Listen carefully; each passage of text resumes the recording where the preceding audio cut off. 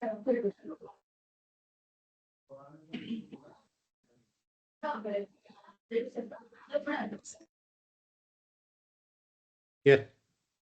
Nachika ji, I think we can get started.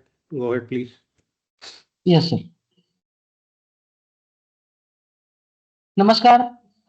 बैंकों के सभी सीईओज, आईटी मैनेजर्स और लिसन संवाद में आप सभी पार्टिसिपेंट का मैं Ravindra Nasikkar, list software private limited की ओर से आप सभी का हार्दिक स्वागत करता हूं। आप सभी को पता है कि लिसन संवाद हमारा एक मासिक ज्ञान सत्र है, जहां हम हर बार विशेष अतिथियों को आमंत्रित करते हैं और अलग अलग विषय के बारे में जानकारी की लेन देन होती है। जैसे पिछले कई सत्र में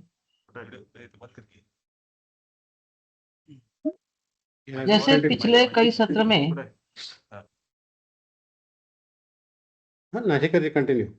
हाँ जी, जैसे पिछले कई सत्र में हमने cyber security, compliance audit, cyber insurance, fraud risk prevention जैसे महत्वपूर्ण विषय के ऊपर चर्चा की है। आज के इस सेशन में हम इन्वेस्टमेंट पोर्टफोलियो मैनेजमेंट के महत्व के बारे में जानेंगे और हमारा जो मोस्ट अवेटेड नया इन्वेस्टमेंट पोर्टफोलियो मैनेजमेंट मॉड्यूल जो है उसको हम लॉन्च करेंगे। हम सभी लोग अर्बन कोऑपरेटिव बैंक में इन्वेस्टमेंट पोर्टफोलियो मैनेजमेंट का कितना महत्व है ये जानते हैं और उसे हैंडल करने की जो प्रक्रिया है उसकी जटिलता को भी जानते हैं। शुरू में तो हम लोग सिर्फ डीसीसी बैंक या नेशनलाइज्ड बैंक्स में ही अपने फंड्स को इन्वेस्टमेंट कर सकते थे। धीरे धीरे इसका स्कोप बढ़ता गया और आरबीआई ने भी 2006 में स्टैट्यूटरी गवर्नमेंट सिक्योरिटी एक्ट जारी किया, जहां मार्केट स्ट्रक्चर फॉर्मलाइज किया गया और 2008-9 में आरबीआई ने डेडिकेटेड इन्वेस्टमेंट नॉर्म्स को भी जारी किया। जुलाई 2009 में और फॉर्मलाइज किया, जिसमें यूसीबीज के लिए rated commercial papers, debentures, bonds, mutual funds, money market mutual funds में इन्वेस्टमेंट अलाउ किया और सेकेंडरी ट्रेडिंग की भी परमिशन दे दी है। 2008-9 में बैंकों को एसएलआर के लिए आवश्यक राशि गवर्नमेंट सिक्योरिटीज या अन्य अप्रूव्ड सिक्योरिटीज में इन्वेस्टमेंट और एसजीएल और सीएचजीएल के जैसे एक्सचेंज प्लेटफॉर्म के जरिए ट्रेडिंग करने की अनुमति दे दी। पहले 2011 तक एसएलआर मेंटेन के लिए आवश्यक राशि में से 10% तक ही राशि सिक्योरिटीज या म्यूचुअल फंड्स में इन्वेस्टमेंट मैंडेटरी कर दिया था। 2022-23 में एक और अपडेटेड मास्टर सर्कुलर जारी करके secondary market transactions approved counter parties के जरिए कुछ हद तक ट्रांजैक्शंस करने की अनुमति हमें दे दी है। आरबीआई ने इसके लिए negotiated dealing system order matching NDSOM platform भी उपलब्ध कर दिया है। आरबीआई ने credit risk, market risk, concentration risk, liquidation risk को कंट्रोल करने के लिए आदर्श एक्सपोजर लिमिट्स जारी किए हुए हैं, जो आप सब लोग जानते हैं। एसएलआर के लिए जरूरी इन्वेस्टमेंट एनडीटीएल के 18% होना जरूरी है, जिसमें हम जीसेक, स्टेट डेवलपमेंट लोन्स और अदर आरबीआई अप्रूव्ड सिक्योरिटीज का समावेश है। सेंट्रल गवर्नमेंट सिक्योरिटी में इन्वेस्टमेंट करने के लिए कोई मर्यादा नहीं है। मार्केट रिस्क मैनेजमेंट करने के लिए हमें हमारा जो इन्वेस्टमेंट है उसको एचटीएम, एएफएस और एचएफटी क्लासिफिकेशन करना जरूरी है। नॉन एसएलआर इन्वेस्टमेंट्स हम टोटल डिपॉजिट के मैक्सिमम 10% तक कर सकते हैं, जिसमें bonds and debentures, commercial paper, certificates of deposit, mutual funds शामिल है। सिंगल इश्यूर एक्सपोजर में टोटल डिपॉजिट में ज्यादा से ज्यादा 5% इन्वेस्टमेंट कर सकते हैं, जिससे कॉन्सेंट्रेशन रिस्क को कंट्रोल किया जा सकता है और अर्बन कोऑपरेटिव बैंक का इश्योर डिफॉल्ट से बचा हो जाता है।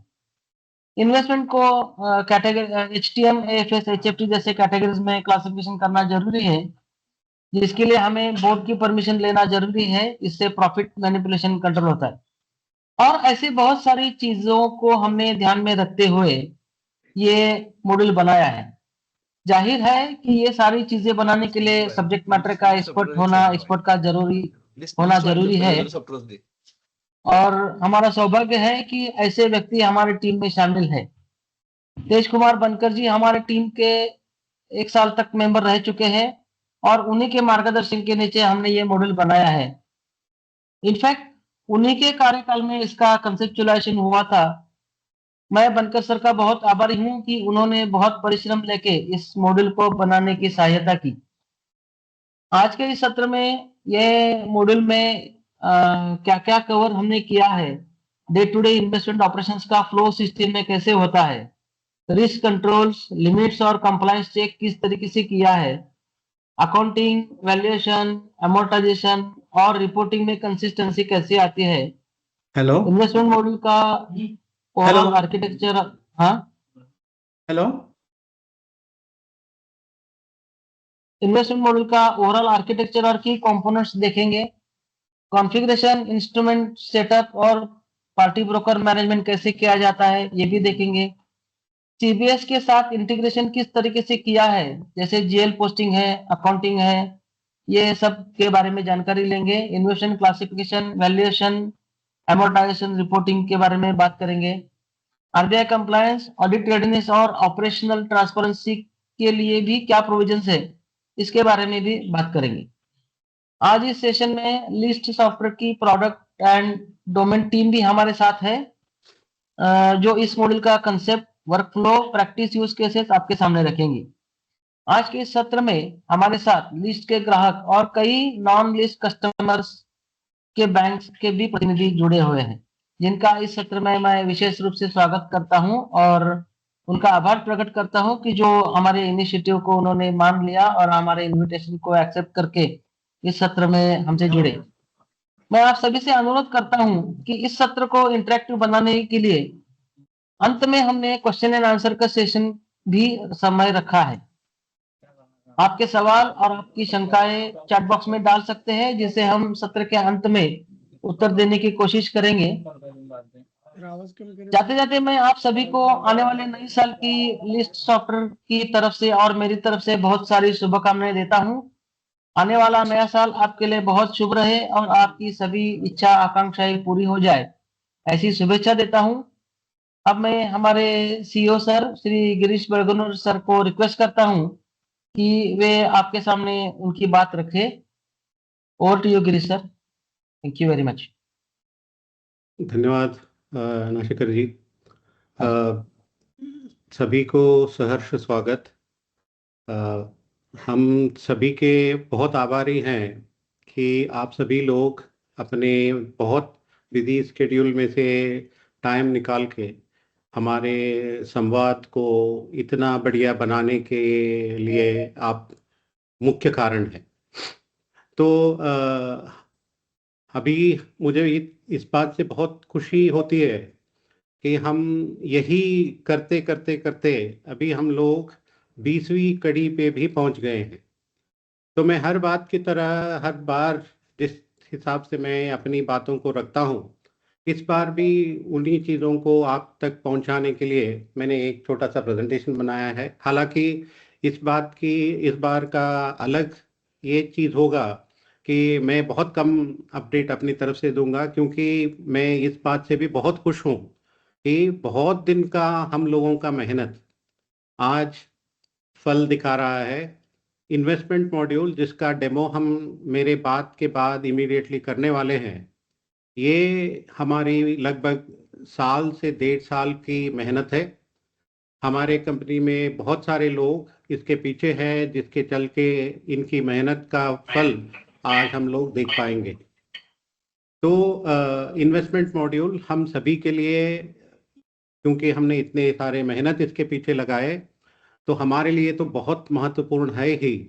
बट जैसे नाशिकर जी ने बताया, जैसे आप सभी लोग समझते हैं, आज के दिन में आरबीआई एक तरफ आपको नॉन कन्वेंशनल बैंकिंग करने की प्रमोशन कर रहा है, दूसरी तरफ वो चाह रहा है कि आपके पास ऐसा कुछ सिस्टम हो जिसके चलते आप बहुत ज़्यादा रिस्क न ले और आपको विजिबिलिटी मिले कि कब आपके बैंक के इन्वेस्टमेंट के साथ क्या हो रहा है। इन चीज़ों के बारे में आप जानकारी रख के बहुत कम रिस्क लेके आप अपनी आमदनी कैसे बढ़ा सकते हो, ये सभी चीज़ें आज के दिन में अगर सिस्टम सही वाला है तो ये सब मुमकिन हो सकता है। तो इन्वेस्टमेंट मॉड्यूल हमारे लिए बहुत इम्पॉर्टेंट है। हमने इन्वेस्टमेंट मॉड्यूल इसको ऐसे बनाया है कि ये लिस्ट कस्टोडियन के साथ तो बहुत बढ़िया तरीके से इंटीग्रेट होके काम करता है, बट हम सिर्फ लिस्ट के सीबीएस तक नहीं रुक रहे हैं, और इसी के चलते नॉन लिस्टियन कस्टमर्स को भी मैं स्वागत करता हूं कि आप इन्वेस्टमेंट मॉड्यूल को उस तरीके से देखें कि आपके बैंक में ये इन्वेस्टमेंट मॉड्यूल चल सकता है। आपके कोर बैंकिंग सोल्यूशन कोई भी हो, उसके साथ ये इंटीग्रेशन हो सकता है। और हम कोशिश करेंगे कि इन्वेस्टमेंट मॉड्यूल लेकर सारे हमारे बैंक्स, नए कस्टमर्स अपनी रेवेन्यू बढ़ाएं, बैंक और ज़्यादा मतलब प्रॉफिट कमाएं। और 2025 अंत में हम लोग हैं, तो मैं चाहूँगा कि 2026 हम सभी के लिए इन्वेस्टमेंट के पॉइंट ऑफ व्यू से बहुत लाभदायक हो। तो मैं अपना प्रेजेंटेशन शेयर करता हूँ, और मैं अपनी अगली बात रखूँ। तो अभी मेरा स्क्रीन आपको दिख रहा है, ऐसे मैं मानता हूँ। Yes sir. ओके।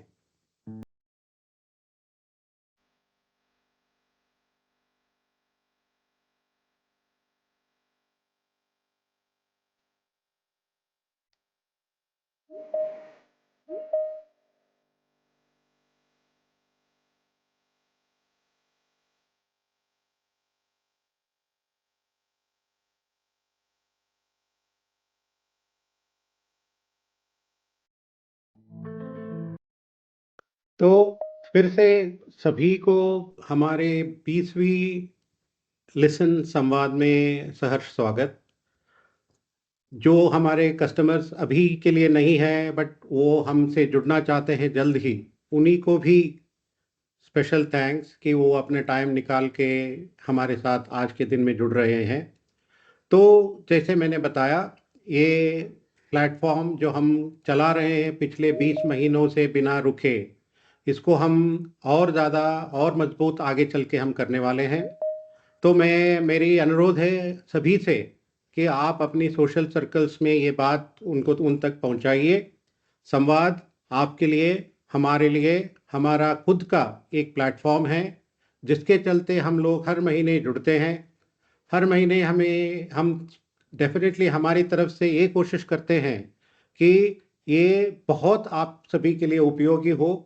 या तो हम अपनी तरफ से जो नया डेवलपमेंट हो रहे हैं उसके बारे में बहुत ज़्यादा बात करते हैं, या हम कोई की नोट स्पीकर को बुलाते हैं। और हम अब तक जो सेशंस किए हैं, बहुत सारे ऐसे सेशंस हुए हैं जिसके चलते बहुत उपयोगी साबित हुए हैं आपके लिए भी।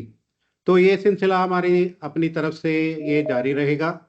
हम आगे चल के भी और ज़्यादा क्या कर सकते हैं संवाद प्लेटफॉर्म में, ये देखेंगे। फिलहाल आज के विषय जो है हमारे इन्वेस्टमेंट मॉड्यूल, इसके बारे में मैं थोड़ा सा टाइम लेके आपको इसको ऑफिशियली लॉन्च कर रहा हूँ। तो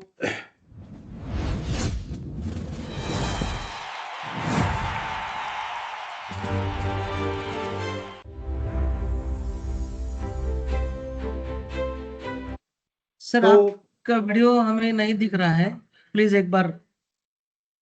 ओके। ओके, मैं फिर से कोशिश करता हूँ अपनी स्क्रीन।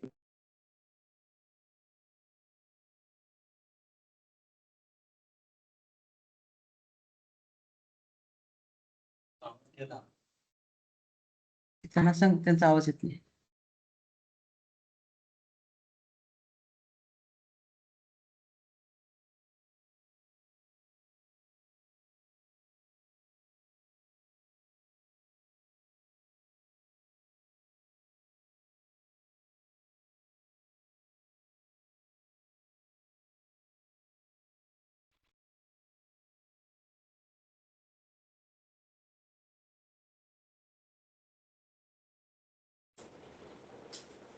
गिरीश जी, आपका स्क्रीन फ्रीज हो गया है और आवाज भी नहीं आ रही है।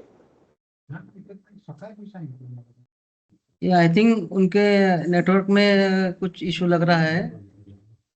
Is trying to fix it.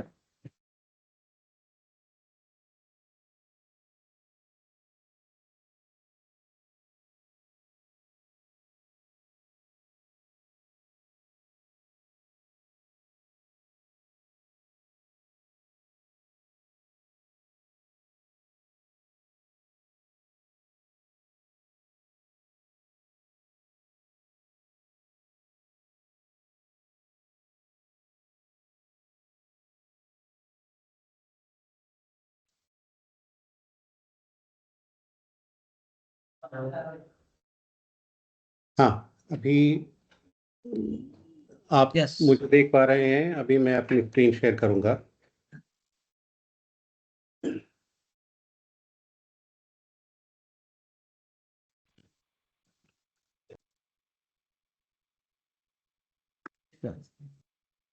Okay, तो चलिए, अभी हम लोग जिस चीज़ के लिए इतने दिन से मेहनत किए हैं और जिस चीज़ के लिए हम वेट कर रहे थे, उसको हम अभी ऑफिशियली लॉन्च कर रहे हैं। और ये रहा।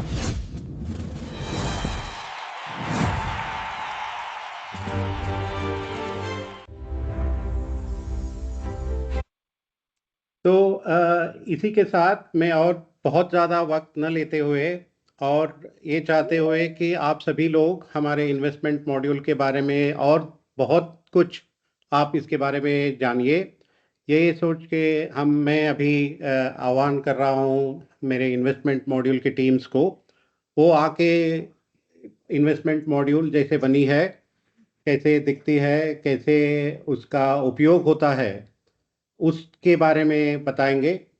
पहले लगभग 30 से 40 मिनट तक हम लोग सारे प्रोडक्ट के फीचर जो हैं इसके बारे में बताने की कोशिश करेंगे। उसके आगे आप लोगों को जब भी कुछ क्वेश्चंस आते हैं अपने मन में, तो हर संवाद की तरह इस संवाद में भी आप अपने क्वेरीज चैट बॉक्स में डाल सकते हैं। डेमो प्रेजेंटेशन के बाद हम चैट बॉक्स पे जाएंगे और जिस ऑर्डर में क्वेश्चंस पूछे गए हैं उस ऑर्डर में हम लोग उसका उत्तर देते जाएंगे। तो ये रहेगा बाकी का सत्र हमारी तरफ से। तो मैं अभी आह्वान कर रहा हूँ हमारी टीम को कि वो डेमो अपनी तरफ से शुरू करें।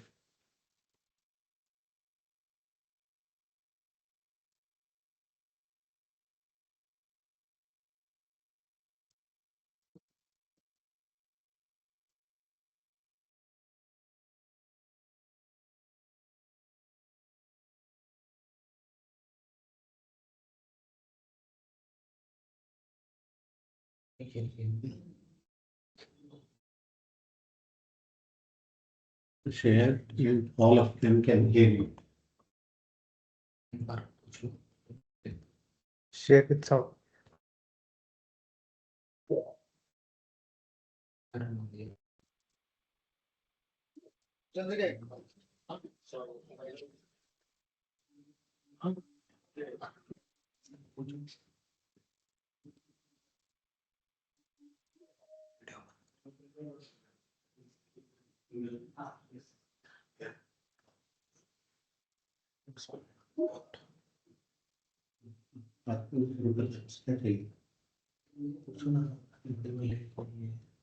What do you want?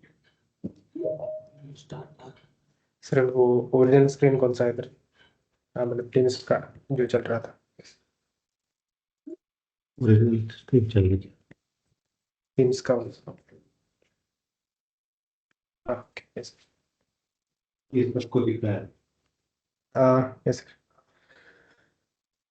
Yes, everyone can hear you.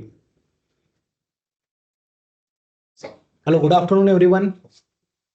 So we are from the investment MTech department. Basically, अभी रिसेंटली 28 नवंबर को एक आरबीआई का सर्कुलर आया था। वो सर्कुलर में जो बात की गई है, it's a master directive on investment. Particularly इसके पहले भी 2023 में जो मास्टर सर्कुलर आया था उसमें मेजॉरिटी तो चेंजेस नहीं है, लेकिन ये 28 नवंबर वाले सर्कुलर में जो मेजर चेंज आया है that is related to the credit rating. तो अभी आरबीआई क्या बोल रही है, आप जैसे ही कॉर्पोरेट बॉन्ड्स हो या और रेटिंग रिलेटेड जो कुछ इंस्ट्रूमेंट आप खरीद रहे हो, उसका जो रेटिंग चेंज होता है, because at the time of buying rating कुछ और रहेगा, खरीदने के बाद रेटिंग कुछ और रहेगा, तो वो भी आपको ट्रैक करना है। ये एक मेजर चेंज इसमें आया हुआ है। तो अभी recently we have considered that in the investment module as well. तो ये भी फंक्शनलिटी हम ये जो 28 नवंबर का सर्कुलर आया हुआ है उसमें जो जो चेंजेस उन्होंने बोले हुए हैं वो भी हमने इन्वेस्टमेंट मॉड्यूल में देने की कोशिश की है।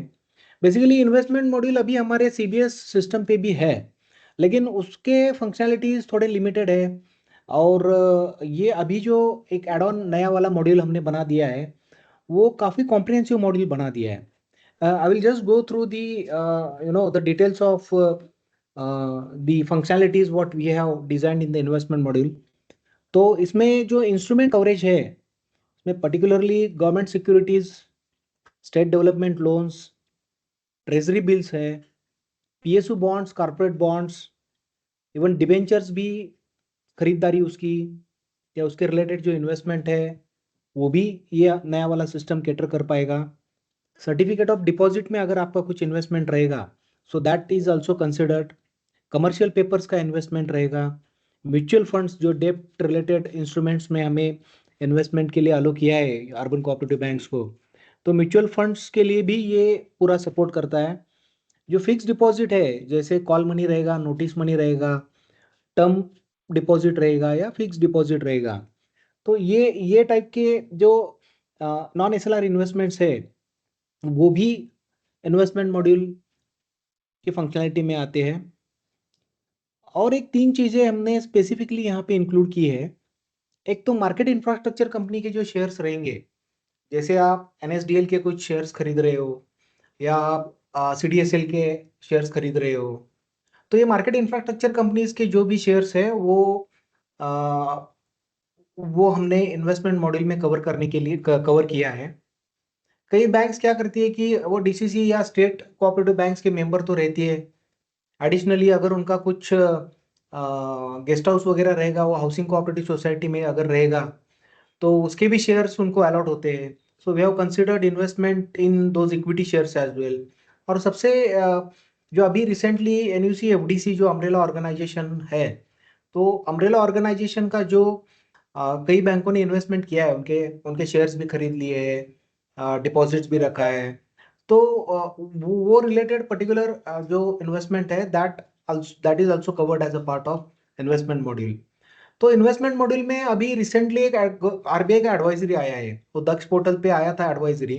अगर आपने पढ़ा होगा तो उन्होंने क्या लिखा है कि एसटीपीज जितने भी हमारे सिस्टम्स है, बेसिकली दो systems has to work on STPs. तो एसटीपीज यानी क्या है कि उसमें कुछ मैनुअल इंटरवेंशन करके हमें सिस्टम के साथ उनको इंटीग्रेट नहीं करना है। There has to be straight through process. जैसे एनडीएस होम अभी मेरे हिसाब से पिछले साल से एसटीपी के बेसिस पे हमें एपीआईज भी प्रोवाइड कर रहा है।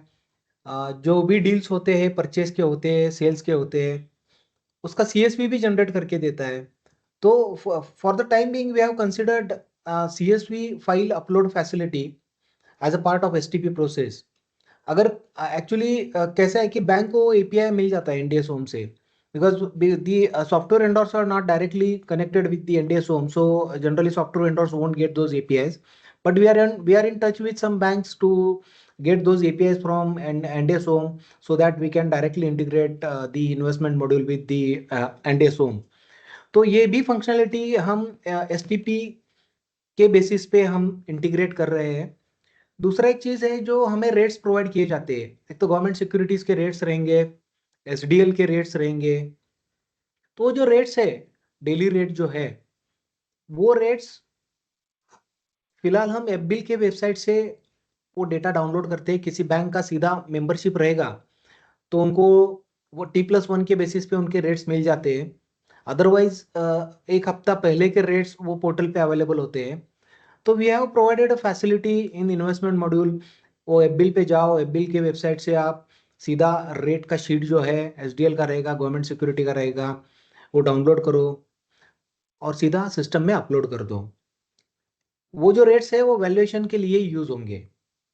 शिफ्टिंग के टाइम पे जो वैल्यूएशन करना होगा, या एएफएस का वैल्यूएशन कर रहे हैं 3 महीने में, या एचएफटी कैटेगरी में जो इन्वेस्टमेंट है उसका हर महीने का अगर हम वैल्यूएशन कर रहे हैं तो उसके लिए जो रेट्स लगेंगे वो रेट्स जो एफबिल से हमें मिलेंगे। सो एफबिल के साथ हमने ये उनका जो फाइल फॉर्मेट है उसके साथ ये STP बना दिया है हमने, सीधा फाइल अपलोड करेंगे तो वो रेट सिस्टम में अपडेट हो जाएंगे। तीसरा एक इम्पॉर्टेंट फीचर इसका है जो डील स्लिप जनरेशन का है। तो जैसे ही आपकी CSV फाइल मिलेगी, CSV फाइल परचेज की या सेल्स की, वो सीधा सिस्टम में अपलोड हो जाएगी। उसके बाद जो डील स्लिप बनना चाहिए, वो डील स्लिप हम काफ़ी कॉम्प्रिहेंसिव प्रोवाइड कर रहे हैं। Even we are including the accounting entries as a part of that deal slip. तो एक आध पर्टिकुलर जो खरीदारी होगी, उसमें से कौन सा पार्ट कंपोनेंट हमने कैपिटलाइज किया है, कौन सा हमने रिसीवेबल्स में रखा है, कौन सा बैंक सेटलमेंट के लिए यूज हुआ है, ये सारा चीज़ हम वो डील स्लिप में इंक्लूड कर रहे हैं। और एक बढ़िया चीज़ हमने इन्वेस्टमेंट मॉड्यूल में ऐसी बनाई है कि जब भी कोई भी खरीदारी हो, चाहे वो HFT में हो, AFS में हो, HTM में हो, उसका एक डायरी जनरेट होता है। We have provided one functionality, facility और configuration parameter in the system. वो क्या करता है कि आपको पर्टिकुलर इंस्ट्रूमेंट का एक्रूअल कब जनरेट करना है। अगर गवर्नमेंट सिक्योरिटी का अगर साल में 2 बार अगर हमें कूपन रिसीव हो रहा है, साल में 2 बार कूपन रिसीव हो रहा है, तो अगर 1 जनवरी को उसका कूपन रिसीव होगा और अगला कूपन 1 जुलाई को रिसीव होगा। अगर उसका एक्रूअल हम क्वार्टरली बेसिस पे कर रहे हैं, तो उसका कॉन्फ़िगरेशन सिस्टम में प्रोवाइड किया गया है, तो उसका एक्रूअल का एंट्री सिस्टम जनरेट कर देगा। वैसे ही जब इवेंट आता है 1 जुलाई का, वो टाइम पे जो उसका कूपन रिसीव होगा, वो कूपन रिसीव का भी इवेंट आपको ट्रिगर किया जाएगा कि आपका ये इंस्ट्रूमेंट का कूपन आज रिसीवेबल है। प्रीमियम अमोर्टाइजेशन का जो चीज है HTM कैटेगरी के लिए, उसका प्रीमियम अमोर्टाइजेशन भी अगर बैंक को ईयरली बेसिस पे करना है, 6 मंथली बेसिस पे करना है, क्वार्टरली बेसिस पे करना है या मंथली बेसिस पे करना है, ये भी फैसिलिटी हमने ये मॉड्यूल में प्रोवाइड करके रखी है। So if any bank want to do the amortization of premium payment on 6 monthly basis or quarterly basis, they can do it. इसमें जो मास्टर्स क्रिएशन है, उसमें हमने counter party, even broker, transaction through broker is not allowed as per RBI, but still we have provided the master configuration for brokers, counter parties, dealers. दूसरा एक चीज है इसमें जो कौन बोल, कोई बात कर रहा है।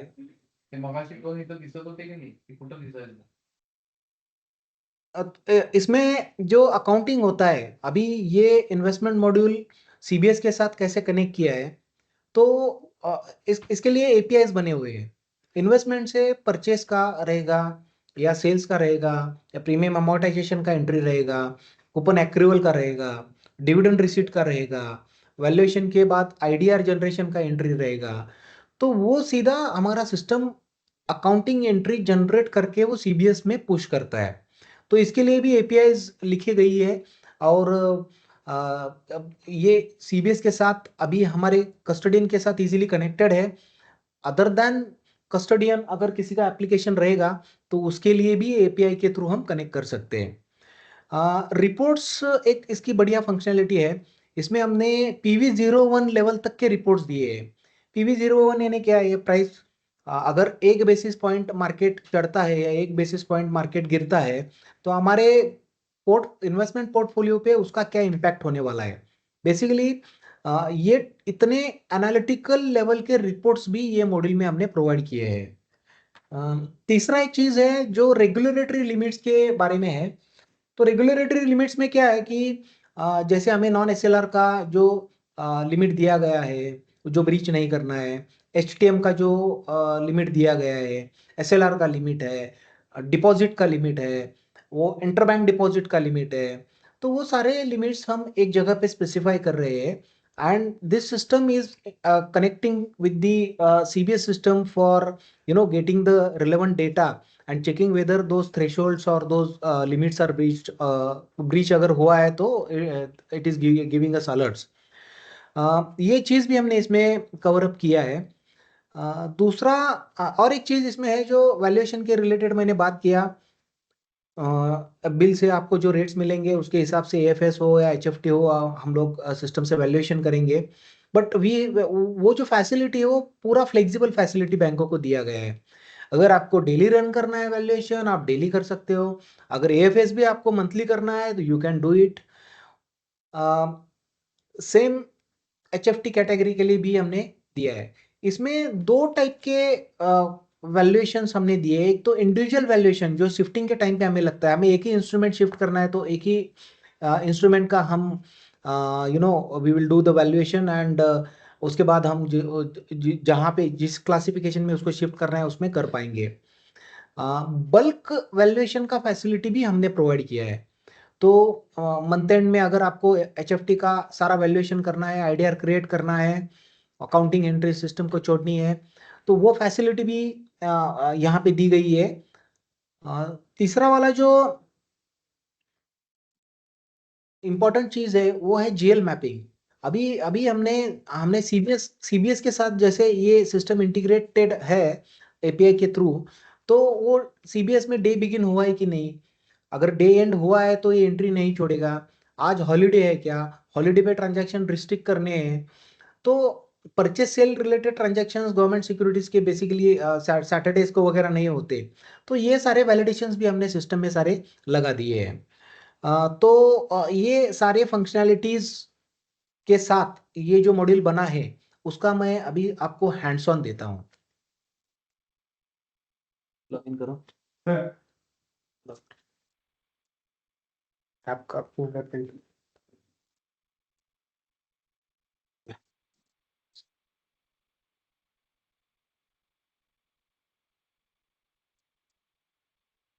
तो यहाँ पे अगर आप देखोगे तो लॉगिन स्क्रीन में कैप्चा का भी फैसिलिटी दिया गया है। अभी इसको एसएसएल हम लगा रहे हैं, दैट वो जब डिप्लॉयमेंट होगा वो टाइम पे वो एसएसएल लगाने के बाद ही वो आपके यहाँ पे डिप्लॉय हो जाएगा। और दूसरा चीज टू फैक्टर अथेंटिकेशन जो है, वो टू फैक्टर अथेंटिकेशन का फैसिलिटी भी हम वो लॉगिन स्क्रीन पे दे रहे हैं। अभी अगर आप ये इन्वेस्टमेंट मॉड्यूल देखते हो, ये इसका ओपनिंग स्क्रीन है। ये ओपनिंग स्क्रीन में हमने majority this is a dashboard basically. ये डैशबोर्ड में हमने क्या किया है, जो इम्पोर्टेंट अलर्ट्स है, जो इम्पोर्टेंट चीज़ें हैं, जस्ट अ मिनट। हाँ, आपका इन्वेस्टमेंट पोर्टफोलियो कितना है, आपका गवर्नमेंट सिक्योरिटी में कितना पैसा पड़ा हुआ है, वो परसेंटेज वाइज हमने एक डैशबोर्ड दिया है। इन्वेस्टमेंट क्लासिफिकेशन वाइज एक डैशबोर्ड दिया है। उसके बाद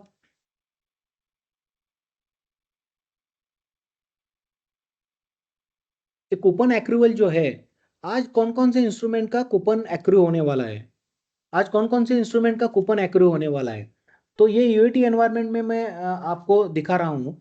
तो आज आज कुछ कूपन एक्रूवल सिस्टम में नहीं दिख रहा है, तो ये हफ्ते में कौन कौन से इंस्ट्रूमेंट का कूपन एक्रूवल ड्यू है, ये मंथ में कौन कौन से इंस्ट्रूमेंट का ड्यू है, ये सारा चीज़ें यहाँ पे आपको डैशबोर्ड पे दिखेंगी। और इसके accordingly it's a kind of alert, it's a kind of alert कि आपको ये तारीख पे जाके ये इंस्ट्रूमेंट का एक्रूवल करना है।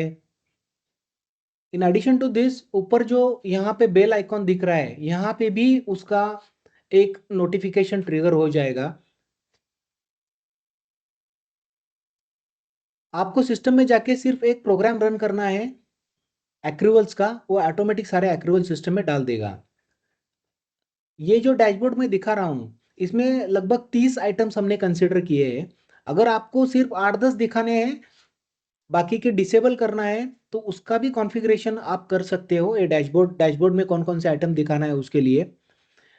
दूसरा वाला अगला वाला जो डैशबोर्ड है, उसमें ये लिस्ट मैच्योरिटी ऑफ इंस्ट्रूमेंट, तो ये महीने में आज के दिन ये हफ्ते में कौन कौन से इंस्ट्रूमेंट का मैच्योरिटी ड्यू है, ये सारे इंस्ट्रूमेंट ये ग्रुप में यहाँ पे दिखाएगा।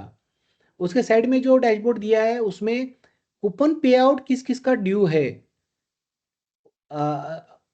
वापस ये मंथ में किसका ड्यू है, ये वीक में किसका ड्यू है, आज किसका ड्यू है, ये सारी चीज़ें आपको यहाँ पे सिस्टम पे दिखा देगा। आज जो जो ट्रांजैक्शन हुए हैं वो यहाँ पे ये जो बार दिया है यहाँ पे वो स्क्रॉल होता रहेगा। आज कौन कौन सा ट्रांजैक्शन आपके टीम ने बुक किया है, उसका ऑथराइजेशन स्टेटस क्या है। उसके साइड में जो latest uploaded G-sec valuation details, तो यहाँ पे क्या हो रहा है कि आप जैसे रेट अपलोड करते हो, तो कौन कौन से इंस्ट्रूमेंट के लिए रेट अपलोड किए गए हैं, कौन कौन से इंस्ट्रूमेंट के रेट्स अभी अगर आपको शिफ्टिंग करना है तो उसके लिए आपको रेट जरूरी है। तो वो पर्टिकुलर इंस्ट्रूमेंट का रेट सिस्टम में अवेलेबल है कि नहीं, या किसी बैकएंड के बंदे को बोला है बैक ऑफिस के और वो रेट अपलोड करने को, उसने अपलोड किया है कि नहीं, वो सारा चीजें आपको ये डैशबोर्ड पे दिखेगा।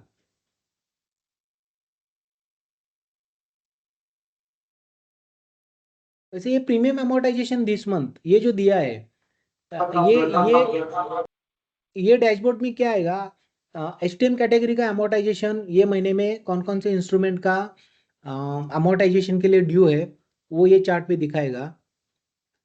आगे जाके सपोज हमने हमारे पास जो होल्डिंग है, वो होल्डिंग के हिसाब से हमारा हर साल कितना अमोर्टाइजेशन होने वाला है, वो भी ईयर वाइज प्रीमियम अमोर्टाइजेशन जो अभी की हुआ नहीं है, जो पेंडिंग है अमोर्टाइजेशन, उसका भी लिस्ट यहाँ पे दे रहे हैं। ये सिस्टम में हमने और एक चीज दी है जो स्टॉप लॉस ट्रिगर करती है। कई सारे बैंकों की ये भी रिक्वायरमेंट है कि जो एमटीएम लॉस होता है, वो दो टाइप के लॉसेस हम यहाँ पे कॉन्फ़िगर कर सकते हैं। एक तो अमाउंट बेसिस पे भी हम स्टॉप लॉस ट्रिगर करते हैं, और दूसरा चीज वाईटीएम यील्ड अगर आपका 0.5% से गिर रहा है, यील्ड अगर आपका 0.25% से गिर रहा है, अगर वो बैंक का पॉलिसी रहेगा कि वो स्टॉप लॉस उसका ट्रिगर हो गया, तो स्टॉप लॉस ट्रिगर होना है तो इमीडिएटली वो उस पर डिसीजन लेना है, तो जो पॉलिसी बोलती है उसको बेचना है, रखना है, शिफ्ट करना है, वो सारा चीज़ें आप कर सकते हो।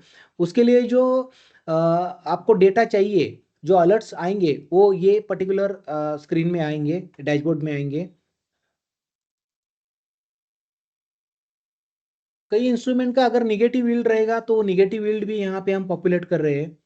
अपने अपने टॉप होल्डिंग्स कौन कौन से है, अभी देखो यहाँ पे कॉर्पोरेट बॉन्ड में कुछ इन्वेस्टमेंट है, गवर्नमेंट सिक्योरिटीज में कुछ इन्वेस्टमेंट है, तो पूरा टॉप टॉप होल्डिंग्स का यहाँ पे हम डेटा आपको डैशबोर्ड में दिखा रहे हैं। जो लॉन्गेस्ट ड्यूरेशन इंस्ट्रूमेंट्स है, मीन्स अभी 10 साल मेरा ये एक आध पर्टिकुलर इंस्ट्रूमेंट का रिमेनिंग टेन्योर है, तो उसके हिसाब से जो मैक्सिमम है वो यहाँ पे हमने 10 आइटम्स दिखाए हैं। जो अभी यहाँ पे देखो ये 2034 में ये मैच्योर होने वाला है।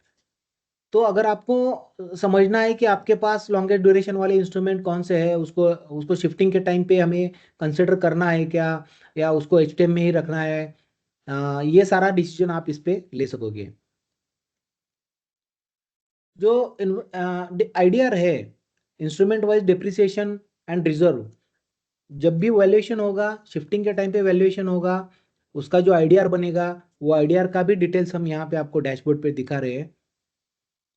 ये जो डिटेल पोर्टफोलियो एक्सपोजर है, कौन से स्टेट का, वो एसडीएल है, सेंट्रल गवर्नमेंट का जीसेक है, वो एचटीएम में हमारा कितना इन्वेस्टमेंट है, एएफएस में कितना है, एचएफटी में कितना है, टोटल इन्वेस्टमेंट हमारा कितना है और उसका परसेंटेज कितना है, ये सारा चीज हम डैशबोर्ड पे आएगा।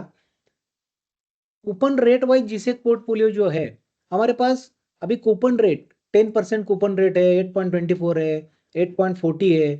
तो ये जैसे हमारा इंटरेस्ट रेट वाइज बकेट होता है, हमारे पास 6% का कितना सारा डिपॉजिट है, वो टाइप से हमारा ये जो इंटरेस्ट अर्निंग पोर्टफोलियो है, वो पोर्टफोलियो के हिसाब से एक्चुअल एचटीएम में उसका 10% वाला कितना इंस्ट्रूमेंट्स है और उसका टोटल वॉल्यूम कितना है, ये सारा चीजें आपको ये पर्टिकुलर डैशबोर्ड में दिखेगा। वैसे ही टी बिल का जो 91 डेज का है, 364 डेज का है, 180 डेज का है, वो सारा टी बिल का जो पोर्टफोलियो है आपको डे वाइज यहाँ पे दिख जाएगा।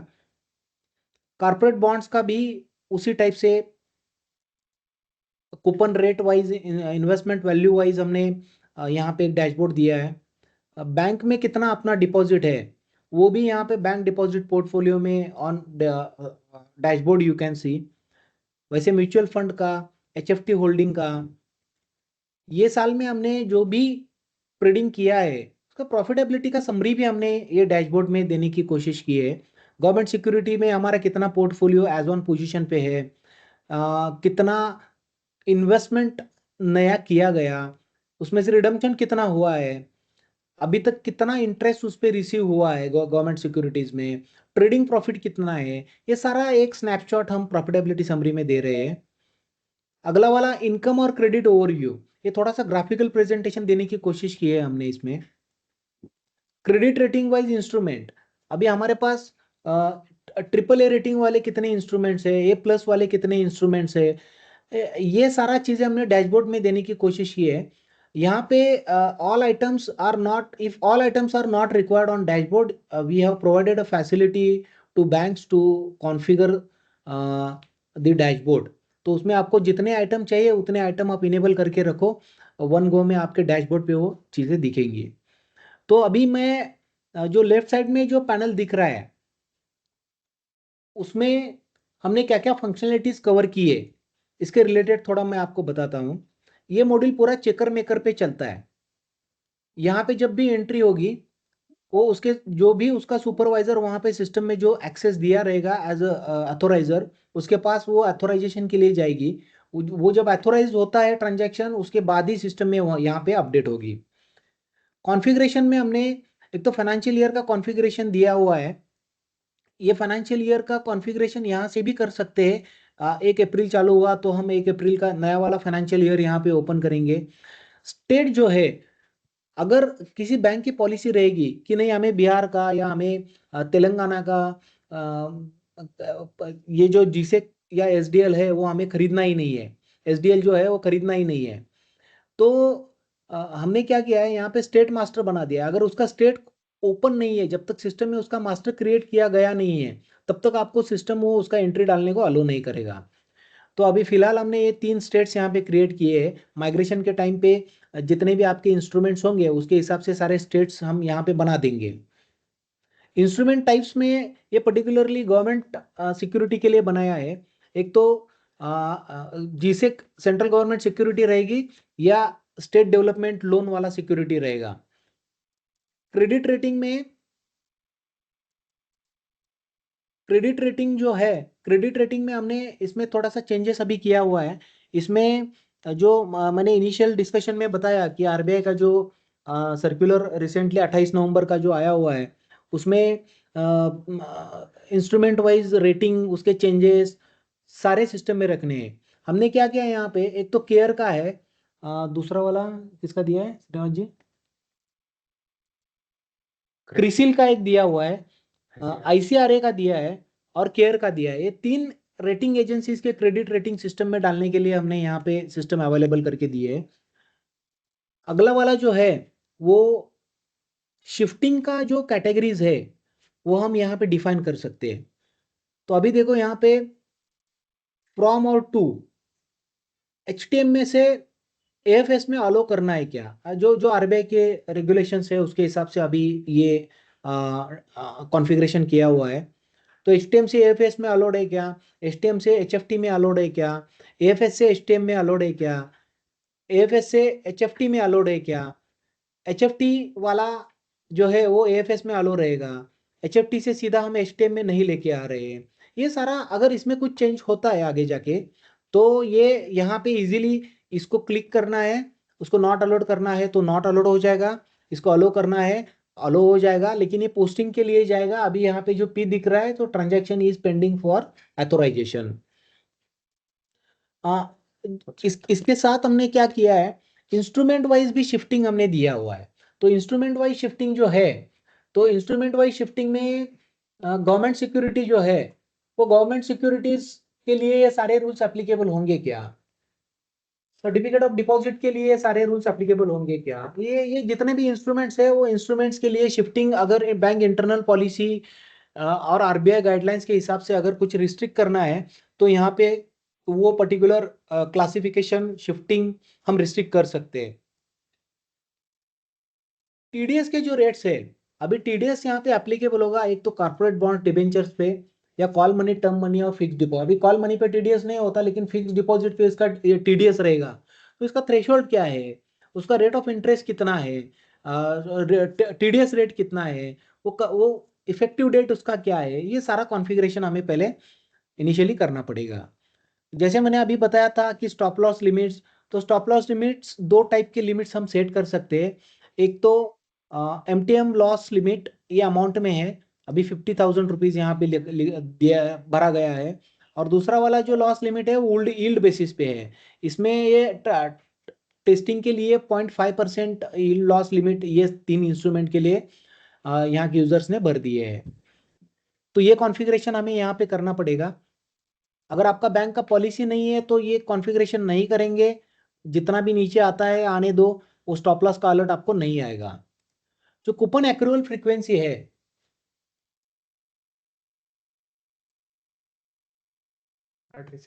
या तो जो कूपन एक्रूअल फ्रीक्वेंसी है, तो कूपन एक्रूअल फ्रीक्वेंसी में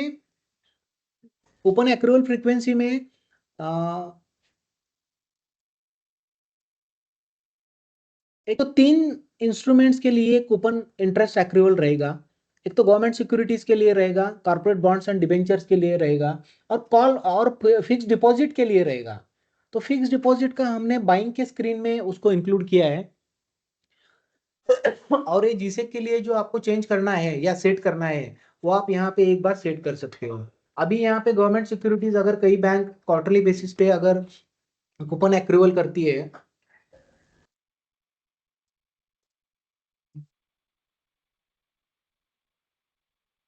तो यहाँ पे क्वार्टरली सेट करना है। अगर कोई बैंक हाफ ईयरली करना चाहती है तो हाफ ईयरली भी वो कूपन एक्रू कर सकती है। ईयरली करना चाहती है, एडवांस करना चाहती है, यहाँ पे पूरा फ्रीक्वेंसी का कॉन्फ़िगरेशन हमने दे दिया है।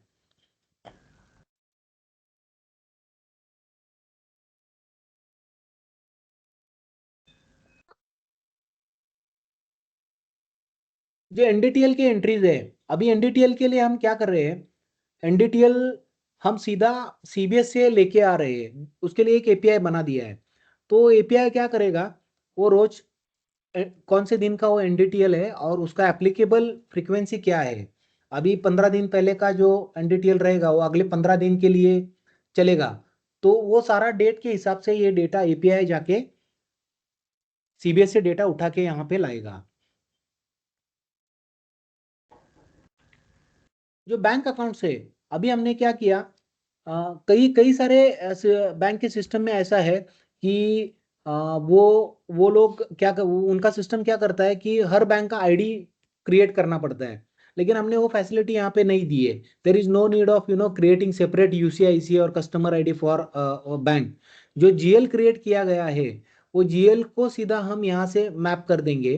तो यहाँ पे आपको बैंक अकाउंट नंबर डालना है, अपना बैंक का नाम क्या है, और उसका जो सीबीएस का जीएल कोड है, वो जीएल कोड अगर हम यहाँ पे सिलेक्ट करेंगे तो वो बैंक का पूरा without creating any special customer ID for that, यहाँ पे वो बैंक क्रिएट हो जाएगी। तो ये इतना सारा चीज हमने कॉन्फ़िगरेशन में दिया हुआ है। हॉलीडे कैलेंडर जो है ये भी सीबीएस के साथ लिंक होगा। हॉलीडे कैलेंडर के साथ हॉलीडे कैलेंडर जिस दिन हॉलीडे है उस दिन जो ट्रांजैक्शन हमें रिस्ट्रिक्ट करना है, इसके हिसाब से वो कैलेंडर के हिसाब से रिस्ट्रिक्ट हो जाएगी। लेकिन कुछ अनप्लान्ड हॉलीडेज अगर आते हैं, फ्लड आया मुंबई में, और कुछ इमरजेंसी है ना, और हॉलीडे डिक्लेयर किया है, उस दिन सेटलमेंट नहीं होने वाला है, उस दिन ट्रेडिंग नहीं होने वाला है, तो ये अनप्लान्ड हॉलीडेज भी हम यहाँ पे सिस्टम में ऐड कर सकते हैं, जिससे वो पर्टिकुलर दिन को कुछ ट्रांजैक्शंस यूजर्स नहीं कर पाएंगे। और रेगुलेटरी पॉलिसी रिलेटेड जो कॉन्फ़िगरेशन है, जैसे मैंने इनिशियली बताया था कि SLR securities HTM category to NDTL का जो लिमिट आरबीआई ने स्पेसिफाई किया है 25%, वो कॉन्फ़िगरेशन हम यहाँ पे कर सकते हैं। अगर इसमें कुछ चेंज आएगा तो हम सीधा यहाँ पे अमाउंट के हिसाब से अगर वो लिमिट है तो अमाउंट चेंज कर देंगे, या परसेंटेज के हिसाब से अगर वो लिमिट दिया है आरबीआई ने तो वो लिमिट हम परसेंटेज के हिसाब में चेंज कर सकते हैं। तो अभी transaction through any single broker भी हमने कॉन्फ़िगरेबल आइटम दिया है। इंटरबैंक डिपॉजिट वाला भी आइटम दिया है हमने। Limit for HTM category investment to total investment ये 5% वाला भी दिया है। ये unlisted non SLR investment to non SLR portfolio, उसका भी रेट हम यहाँ पे लिमिट जो है वो डिफाइन कर देंगे।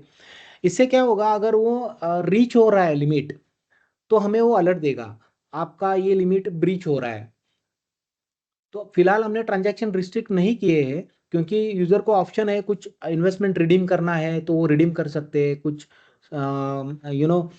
मैच्योरिटी अगर ड्यू है वो यूजर को मालूम होता है।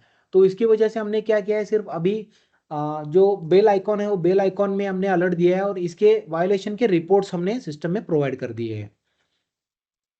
अगला वाला है अमोर्टाइजेशन फ्रीक्वेंसी।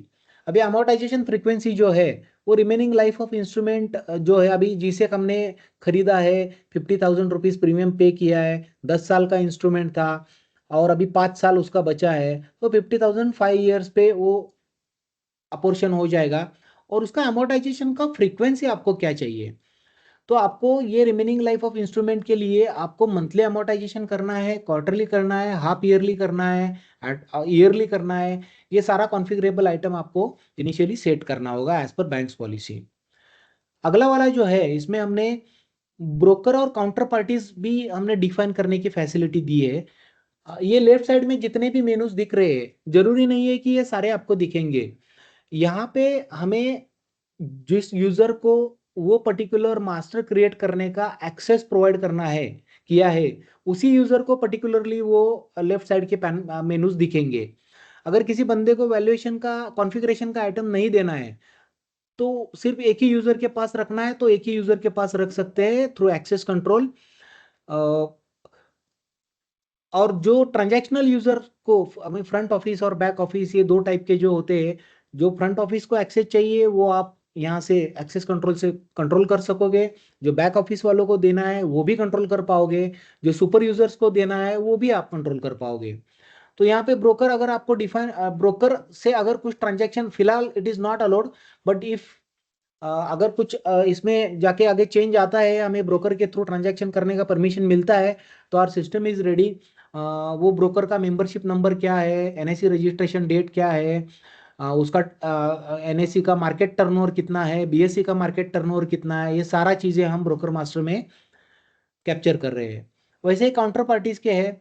काउंटर पार्टी अगर पर्टिकुलरली ये B2B टाइप के ट्रांजेक्शन्स में आ जाता है, पार्टी का नाम क्या है, उसका कॉन्टैक्ट क्या है, ये बेसिक इन्फॉर्मेशन हम यहाँ पे काउंटर पार्टी पे लेके आ रहे हैं। और काउंटर पार्टी डीलर और ये जो ब्रोकर है उसका ट्रांजैक्शन लिमिट भी हम as per bank policy define कर सकते हैं, और उसका फैसिलिटी हमने यहाँ पे दिया हुआ है। वन टाइम उसका क्या लिमिट रहेगा, परचेस का क्या रहेगा, सेल्स का क्या रहेगा, फिर 1 साल का उसका लिमिट कितना रहेगा, ये सारी चीज़ें हमने यहाँ पे ट्रांजैक्शन लिमिट से सेट कर सकते हैं। अगला जो इम्पोर्टेंट पार्ट है वो अकाउंटिंग एंड क्लासिफिकेशन। इसमें इसमें हमने क्या किया है, ये जो सीबीएस पोस्टिंग कॉन्फ़िगरेशन है, अभी हमने बताया कि एपीआई के थ्रू सीबीएस को कनेक्टेड है। तो हमने क्या किया है, जीसेक के लिए जितने भी जीएल्स यूज होंगे, जितने भी इवेंट्स रहेंगे, एक तो इवेंट रहेगा परचेस का, दूसरा इवेंट रहेगा प्रीमियम अमोर्टाइजेशन रिलेटेड। तो जीसेक का इन्वेस्टमेंट आपको कौन कौन से सीबीएस के कौन से जीएल में लेके जाना है, वो आपको सिर्फ यहाँ पे सिलेक्ट करना है। वो एक बार कॉन्फ़िगरेशन हो जाएगा तो इसके हिसाब से वो अकाउंटिंग एंट्रीज एपीआई को पुश करेंगी। तो ये एपीआई क्या करेगा, ये सीबीएस में इसका एंट्री सारा लेके जाएगा। ये ब्रोकन पीरियड इंटरेस्ट का अकाउंटिंग आपको कौन से जीएल में करना है, प्रीमियम पेमेंट का जो अकाउंटिंग है वो कौन से जीएल में करना है, ये पूरा फ्लेक्सिबल रखा है हमने। अभी हमने यहाँ पे अगर आपको एडवांस में, वैसे जीसे को ब्रोकरेज आपको मालूम नहीं होता, वो ब्रोकरेज का इनवॉइस अगर ब्रोकर से किया रहेगा तो बाद में ही इनवॉइस आता है। तो फिर भी अगर आपको मालूम पड़ रहा है तो आप वो भी यहाँ पे कर सकते हो। उसका ब्रोकरेज कितना है, ब्रोकरेज पे अगर जीएसटी रहेगा तो जीएसटी के लिए कौन सा जीएल यूज करना है, कूपन इंटरेस्ट रिसीवेबल जो है वो आपको कौन से सीबीएस के जीएल में लेके जाना है, कूपन इंटरेस्ट रिसीव्ड कहाँ पे अकाउंटिंग करना है, टीडीएस कहाँ पे अकाउंटिंग करना है, premium amortisation, profit of discount, broken period, जैसे परचेस के टाइम पे हम ब्रोकन पीरियड इंटरेस्ट पे कर रहे हैं, वैसे सेल्स के टाइम पे हमें ब्रोकन पीरियड इंटरेस्ट रिसीव भी होगा। तो उसका अकाउंटिंग कहाँ पे लेके जाना है, लॉस आया, प्रॉफिट आया, राउंडिंग ऑफ का कुछ सिनेरियो चल रहा है, आईडीआर कहाँ पे लेके जाना है, ये सारा जीएल, ये सारे जो इवेंट्स है ना, पर्टिकुलरली अकाउंटिंग के लिए जो पैरामीटर्स है, उसके लिए आपको सीबीएस का कौन सा जीएल मैप करना है, इसका कॉन्फ़िगरेशन हमने यहाँ पे सीबीएस पोस्टिंग कॉन्फ़िगरेशन में दिया हुआ है। सीबीएस जीएल कॉन्फ़िगरेशन में फिलहाल हमने क्या किया है, दो दो टाइप के यहाँ पे इंटीग्रेशंस रखे हैं। सीबीएस में आपके जितने भी अनफ्रीज्ड जीएल्स है, जीएल कोड और उसका डिस्क्रिप्शन और उसका फ्रीज अनफ्रीज वाला फ्लैग, वो सारा एपीआई के थ्रू हम इन्वेस्टमेंट मॉड्यूल में लेके आ रहे हैं। अगर सपोज वो नहीं है एपीआई, तो हमने अभी हमारे सीबीएस में कस्टोडियन के साथ ये इंटीग्रेटेड है। अगर कोई बैंक नहीं देती है, अगर कई सॉफ्टवेयर वेंडर अगर सीबीएस वाले इन्वेस्टमेंट मॉडल को अगर नहीं प्रोवाइड करेंगे, तो उसके लिए हमने मैनुअल क्रिएट फैसिलिटी भी रखी है। उन्हें उनको सिर्फ डंप लेना है उनका और यहाँ पे अपलोड करना है। आगे जाके कोई नया अकाउंट अगर ओपन होता है तो यहाँ से हम वो नया अकाउंट ओपन कर सकते हैं। यहाँ पे जो भी अकाउंट्स हमने बनाए हैं ये सारे हमें सीबीएस पोस्टिंग कॉन्फ़िगरेशन के साथ हम मैप कर रहे हैं।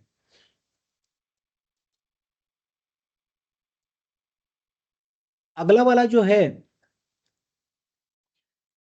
वो यूजर मैनेजमेंट का है। अभी यूजर मैनेजमेंट पे मैं ज्यादा फोकस नहीं करता। यूजर मैनेजमेंट में वो यहाँ पे अभी initially we thought of creating users manually, but now इसका भी एपीआई बन गया है। ये सीधा एपीआई के साथ इंटीग्रेट रहेगा। वो यूजर को चेकर करना है या मेकर करना है, या और वो यूजर इनेबल करना है या डिसेबल करना है, ये सेटअप हम यहाँ से कर सकते हैं। अगर किसी बंदे का पासवर्ड वगैरह वो भूल गया है तो सुपर यूजर को रिसेट पासवर्ड वाला फैसिलिटी दिया जाएगा, उसको भी रहेगा। लेकिन सुपर यूजर के पास भी किसी बंदे का पासवर्ड रिसेट करना है तो उसका फैसिलिटी भी यहाँ पे अवेलेबल हो जाएगी। अथॉरिटी मैनेजमेंट में हमने क्या किया है, किस बंदे को चेकर बनाया है, किस बंदे को मेकर बनाया है, अगर उसमें कुछ चेंजेस करना है तो वो चेंजेस हम यहाँ से सीधा कर सकते हैं। ये पर्टिकुलर बंदे को चेकर से मेकर करना है तो मेकर हम यहाँ पे कर सकते हैं। एक्सेस कंट्रोल, जैसे मैंने बताया, जो लेफ्ट साइड में जितने भी मेनूज अवेलेबल है या जो कुछ फंक्शनैलिटीज है वो कौन से यूजर को देनी है वो हम यहाँ पे डिसाइड कर सकते हैं। अभी ये पर्टिकुलर यूजर को कौन कौन सा एक्सेस, अभी सारा एक्सेस इनको दिया हुआ है, उनके परमिशंस अगर हटाने हैं तो यहाँ से हम उसको रिमूव कर सकते हैं। Credit rating configuration, unplanned holiday calendar, जो कुछ लेफ्ट साइड में दिख रहे हैं जिसके जो प्रोग्राम्स बने हैं वो प्रोग्राम्स का हम एक्सेस मैनेजमेंट यहाँ से कर सकते हैं। इनिशियली जब भी माइग्रेशन होगा, डेटा माइग्रेशन, तो उसके लिए भी हमने एक फैसिलिटी रखी है। गवर्नमेंट सिक्योरिटी का पूरा माइग्रेशन हम कर सकते हैं। आपके पास जो होल्डिंग है as of cut off date of migration, वो होल्डिंग एक एक्सेल फॉर्मेट में ये सारे कॉलम्स में डेटा आप पॉपुलेट करके दोगे। वो डेटा फ्रंट एंड के थ्रू भी माइग्रेट हो सकता है या माइग्रेशन टूल से भी उसको हम माइग्रेट कर सकते हैं।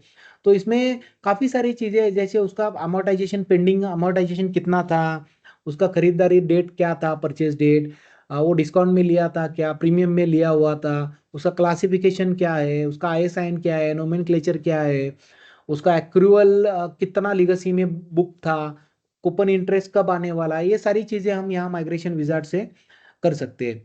गवर्नमेंट सिक्योरिटी का माइग्रेशन है, वैसे टी बिल का माइग्रेशन है, कॉर्पोरेट बॉन्ड का माइग्रेशन होगा, डिपॉजिट्स अगर बैंक के रहेंगे तो डिपॉजिट का भी माइग्रेशन रहेगा। इक्विटी शेयर्स में जितने भी इंस्ट्रूमेंट है वो सारे इंस्ट्रूमेंट्स के माइग्रेशन टेम्पलेट्स यहाँ पे बना दिए हैं। जो ट्रांजैक्शनल लिमिट्स है वो ब्रोकर के लिमिट्स हम यहाँ पे डिफाइन कर सकते हैं। जैसे मैंने बताया, purchase limit for the financial year, one time purchase transaction limit, per day purchase limit, वैसे ही सेल्स के लिमिट हम ब्रोकर को डिफाइन कर सकते हैं। डीलर्स के लिए भी सेम टाइप का कॉन्फ़िगरेशन है। किसी पर्टिकुलर डीलर को अगर आपको लिमिट सेट करना है, जितना आप लिमिट सेट करोगे उतना ही वो बाइंग सेलिंग करने को, उसके लिमिट में ही बाइंग सेलिंग उसको अलाउड करेगा। तो सेम वे काउंटर पार्टी का भी है। अभी जो कोर फंक्शनलिटी शुरू होती है, वो कोर फंक्शनलिटी में हम क्या कर रहे हैं, पहले हमने स्क्रिप्ट मास्टर एक रखा है। स्क्रिप्ट मास्टर ने क्या, एक आध पर्टिकुलर गवर्नमेंट सिक्योरिटी के जो भी फीचर्स है, अभी वो सपोज मुझे 7% स्टेट ऑफ महाराष्ट्र का जिसे खरीदना है, एसडीएल खरीदना है, तो उसका पर्टिकुलर ड्यूरेशन ये लॉन्ग टर्म इन्वेस्टमेंट वाला है या शॉर्ट टर्म इन्वेस्टमेंट वाला है, उसका आईएसआईएन कोड क्या है, उसका इंस्ट्रूमेंट नेम क्या है, वो गवर्नमेंट सिक्योरिटीज में आता है या स्टेट डेवलपमेंट लोन में आता है, who is the issuing authority, वो इशूइंग अथॉरिटी अगर स्टेट है तो कौन सा स्टेट है वो, उसका नोमेनक्लेचर क्या है, उसका कूपन रेट अभी फिक्स्ड है क्योंकि सारे फिक्स कूपन रेट टाइप के में आ रहे हैं, फ्लोटिंग का कोई नहीं है, इसलिए फ्लोटिंग अभी तक हमने कंसिडर नहीं किया है। कूपन रेट क्या है उसका, वो इंस्ट्रूमेंट का इशू डेट क्या था, उसका मैच्योरिटी डेट क्या है, उसके हिसाब से इन्वेस्टमेंट ड्यूरेशन ऑटोमेटिक आ जाएगा यहाँ पे। वो इंस्ट्रूमेंट का फेस वैल्यू कितना है, अभी हमें 5 करोड़ का हम एक लॉट खरीद सकते हैं गवर्नमेंट सिक्योरिटीज का। तो अभी हमने क्या किया है, वो यूनिट के बेसिस पे सारा हमने बना दिया है। अगर 100 रुपए का फेस वैल्यू रहेगा तो उसके हिसाब से वो क्वांटिटी डालने के बाद वो खरीदारी होगी, means face value multiplied by your quantity, इसके हिसाब से हमने पूरा सिस्टम बना दिया है। इसका ओरिजिनल यील्ड क्या था ये एसएलआर में दिखाना है, by default whether this is SLR investment और non SLR investment, whether this is quoted security और नॉन कोटेड सिक्योरिटी। इसका कूपन अकाउंटिंग बेस जो है वो पहले सीधा रिसीव करना है, एक्रूअल का एंट्री डाल के उसको रिसीव करना है। कूपन का पेमेंट फ्रीक्वेंसी क्या है, मंथली है। अभी यहाँ पे देखो, अभी सारे जिसे के हाफ ईयरली मिल रहे हैं, तो यहाँ पे जो नीचे दिख रहा है पे डेट 1, तो यहाँ पे अगर मैं हाफ ईयरली सिलेक्ट करता हूँ तो यहाँ पे 2 पे डेट आएंगे उसके, तो 2 पे डेट्स इसको देने पड़ेंगे। अगर 1 जनवरी का इशू है और हाफ ईयरली फ्रीक्वेंसी है तो इसका कूपन 1 जनवरी को एक दिन आएगा और अगले 6 महीने का 1 जुलाई को आएगा। तो जो जो डेट को उसका कूपन रिसीव होने वाला है उसका डेट यहाँ पे हमें डालना जरूरी है at the time of creating script master. वैसे ही टी बिल का भी कॉन्फ़िगरेशन है यहाँ पे। टी बिल का जब हम खरीदारी करना चाहते हैं तो basically issuer, maturity date, tenure in days, ये सारी चीजें हमें यहाँ पे भरनी है। तो I will not go through all the script master details, क्योंकि आपको मालूम पड़ गया है कि बेसिकली अगर हमें कुछ खरीदारी करनी है तो उसका मास्टर रिकॉर्ड पहले सिस्टम में क्रिएट करना है। I will just click on the other instrument so you will get idea. अब ये कमर्शियल पेपर्स के लिए देखो, यहाँ पे हमने रेटिंग भी दिया हुआ है। केयर का रेटिंग क्या था, क्रिसिल का रेटिंग क्या था, आईसीआरए का रेटिंग क्या था। इसमें से एक हो सकता है या तीनों भी हो सकते हैं। अगर आपके पास तीनों की रेटिंग है तो तीनों रेटिंग आप डाल सकते हो, एक का रेटिंग है तो एक रेटिंग आप डाल सकते हो। खरीदारी के टाइम पे, परचेस के टाइम पे भी हमने वो फैसिलिटी दिया है। आपने सपोज उसका आईएसआईएन ऑलरेडी क्रिएट कर दिया है सिस्टम में और 3 महीने बाद अगर उसको बाय कर रहे हो, वो टाइम पे रेटिंग अलग हो सकता है उसका। तो परचेस के स्क्रीन में भी हमने उसका रेटिंग अलग से कैप्चर किया है। सो लाइक दिस वे जितने भी अभी जो सिस्टम हमारा कवर करता है उसमें government security, treasury bill, commercial papers, mutual funds, corporate bonds, debentures, call money, notice money, fix deposit, certificate of deposit, ये अम्ब्रेला ऑर्गेनाइजेशन के अगर कुछ शेयर्स एनयूसी एफडीसी के आपने लिए हो तो, मार्केट इंफ्रास्ट्रक्चर कंपनी जैसे एनएसडीएल, सीसीआईएल का अगर आपने कुछ शेयर्स खरीदे हो तो, और शेयर्स ऑफ कोऑपरेटिव सोसाइटीज। इतने सारे इंस्ट्रूमेंट्स फिलहाल फर्स्ट वर्जन में हम कवर कर रहे हैं। इन्वेस्टमेंट ट्रांजैक्शन में जो बाय ट्रांजैक्शन होता है वो मैं एक खरीदारी करके आपको दिखाऊंगा। यहाँ पे देखो, upload NDS home purchase file, तो यहाँ पे एक्सएलएस फाइल रहेगी, सीएसवी फाइल रहेगी या आपकी एक्सेल फाइल रहेगी, वो आपको चूज करके यहाँ पे जो आपका एनडीएस होम फाइल दे रहा है वो फाइल आप यहाँ पे सिलेक्ट करो और फाइल सिलेक्ट करने के बाद आप अपलोड करो, वो सारा डेटा यहाँ पे कैप्चर हो जाएगा उसके हिसाब से। ठीक है, तो ये परचेस के टाइम पे जो हमने स्क्रिप्ट मास्टर में जो इंफॉर्मेशन भरी थी वो सारी इंफॉर्मेशन ये government security investment script details में आ जाएंगी। उसके बाद गवर्नमेंट सिक्योरिटी कूपन पे डिटेल्स, इसका yield at the time of purchase क्या था, लास्ट कूपन पे डेट क्या है, ये सारी चीजें हमें यहाँ पे भरनी पड़ेगी। Purchase date, remaining duration, deal timing भी यहाँ पे आ जाता है। या जैसे मैंने बताया अगर आपको 5 करोड़ का इन्वेस्टमेंट करना है तो 5 करोड़, तो आपको 5 लाख यूनिट्स खरीदने पड़ेंगे।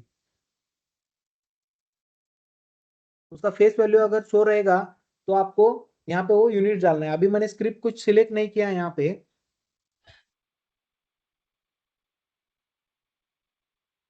तो परचेस प्राइस पर यूनिट क्या था, अगर देखो 105 रुपए में हम खरीदारी कर रहे हैं तो अभी यहाँ पे स्टैम्प ड्यूटी वगैरह फिलहाल एप्लीकेबल नहीं है, तो हम यहाँ पे 00 डाल के आगे जाएंगे। तो अपना टोटल प्राइस, परचेस प्राइस क्या हुआ, उसका मैच्योरिटी वैल्यू क्या है, उसका सेटलमेंट अमाउंट कितना रहेगा, इसमें ब्रोकन पीरियड इंटरेस्ट पे आउट होगा इसलिए वो सेटलमेंट अमाउंट जो है वो ब्रोकन पीरियड इंटरेस्ट के साथ आएगा। अगर डिस्काउंट रहेगा तो डिस्काउंट ऑटोमेटिक यहाँ पे कैलकुलेट करेगा। अभी हमने प्रीमियम वाला सिनेरियो लिया है, इसका टोटल प्रीमियम कितना हमने पे किया, उसका कॉस्ट ऑफ परचेज क्या हुआ, ब्रोकन पीरियड इंटरेस्ट कितना हुआ। यहाँ पे आपको investment classification, at the time of buying you have to decide the investment classification whether you want to keep this under HTM, AFS, HFT, ये आप यहाँ पे सिलेक्ट कर पाओगे। ये SLR इन्वेस्टमेंट है, ये कोटेड सिक्योरिटी है। उसके बाद जो गवर्नमेंट सिक्योरिटी बैंक डिटेल्स का जो स्ट्रिप है, वहाँ पे आपको सेटलमेंट बैंक अकाउंट कौन सा यूज होने वाला है, तो कौन से बैंक में से आपको पैसा जाएगा, ये यहाँ पे आपको बैंक सिलेक्ट करना है। और ये जो बैंक अकाउंट नंबर है फॉर रिसीट ऑफ कूपन, वो आपको सिलेक्ट करना है। उसके बाद ब्रोकर कौन है, डीलर कौन है, काउंटर पार्टी कौन है, ये सारा आप सिलेक्ट करोगे। I will just show you one transaction directly, just a minute.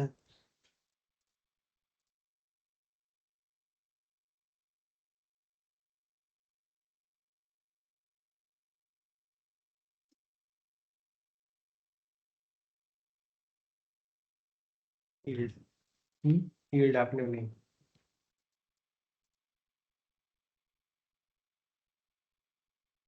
तो ये देखो यहाँ पे नीचे इसके सारे अकाउंटिंग एंट्रीज ऑटोमेटिक जनरेट हो गई। तो इन्वेस्टमेंट इन गवर्नमेंट सिक्योरिटीज, तो उसमें ये जो प्रीमियम का पोर्शन था, वो प्रीमियम के पोर्शन भी उसने जो कुछ हमने जेल मैप किया था, वो जेल में वो जेल में ऐड करके वो CBS को एंट्री पास करेगा। तो जो ब्रोकन पीरियड इंटरेस्ट था, अभी यहाँ पे कूपन इंटरेस्ट रिसीवेबल का जेल मैप किया है, तो इंटरेस्ट रिसीवेबल में जा रहा है, और टोटल बैंक अकाउंट से जो पैसा जाएगा वो बैंक अकाउंट का टोटल क्रेडिट इतने अमाउंट का जाएगा। ये जो एंट्री है ये सीधा CBS को पुश हो जाएगी, और CBS में इसका डायरेक्ट अकाउंटिंग हो जाएगा। तो इसी टाइप से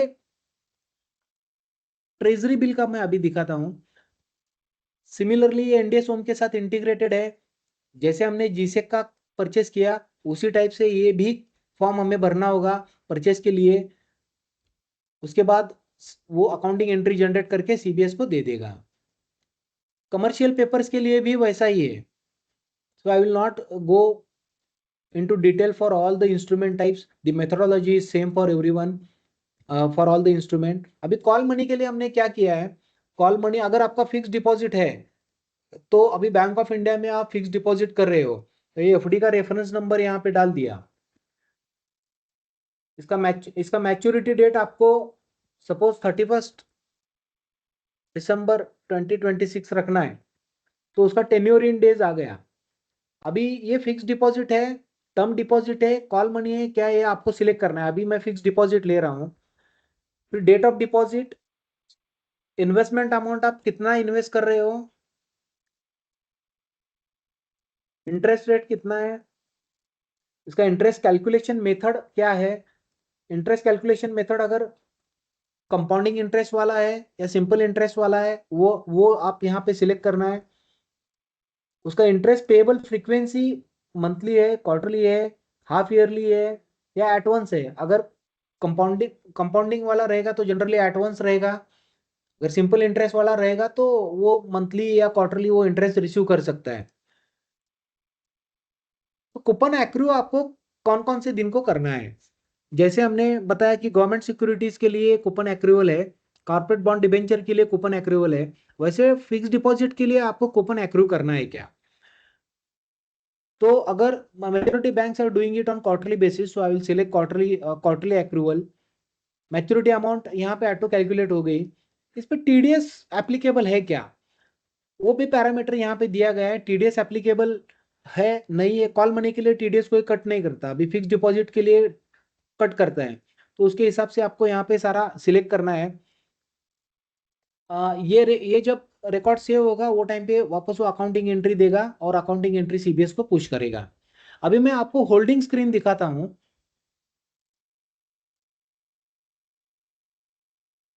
अभी ये गवर्नमेंट सिक्योरिटी का होल्डिंग्स है, ये परचेस के थ्रू आया हुआ ट्रांजैक्शन है।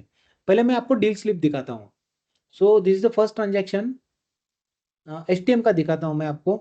So this is the deal slip.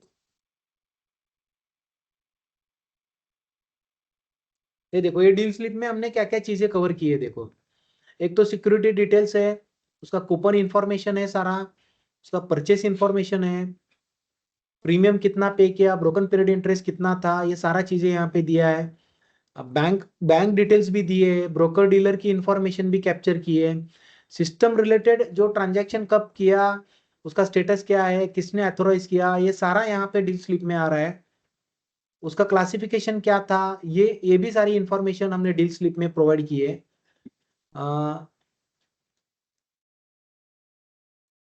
इसका जो बुक वैल्यू कितना है, उसका कैरिंग कॉस्ट क्या है, ये सारा चीजें इनिशियल परचेज के टाइम पे वैल्यूएशन वगैरह नहीं होगा, but we have provided these things, क्योंकि ये same deal slip we are using it for some other purpose as well. तो उसका अकाउंटिंग एंट्री जो है, वो अकाउंटिंग एंट्री क्या बना था, वो सारा आपको यहाँ पे नीचे दे देगा।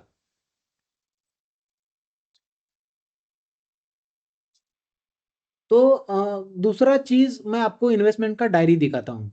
हमने क्या किया है कि हर प्रोक्योरमेंट का हम एक इन्वेस्टमेंट डायरी जनरेट करते हैं। इन्वेस्टमेंट डायरी कैसा है, लोन्स के लिए जैसे रीपेमेंट डायरी होता है, रीपेमेंट शेड्यूल, वो टाइप से इन्वेस्टमेंट का भी एक रीपेमेंट डायरी रहेगा। तो अगर ये डायरी आप ठीक तरह से देखोगे तो यहाँ पे जो रिमेनिंग टेन्योर है खरीदारी के बाद, उसका फेस वैल्यू आया है, कितने अमाउंट का प्रोक्योरमेंट हुआ है, वो ब्रोकन पीरियड इंटरेस्ट पहले एंट्री में दिखा रहा है, और टोटल पेंडिंग प्रीमियम अमोर्टाइजेशन दिखा रहा है।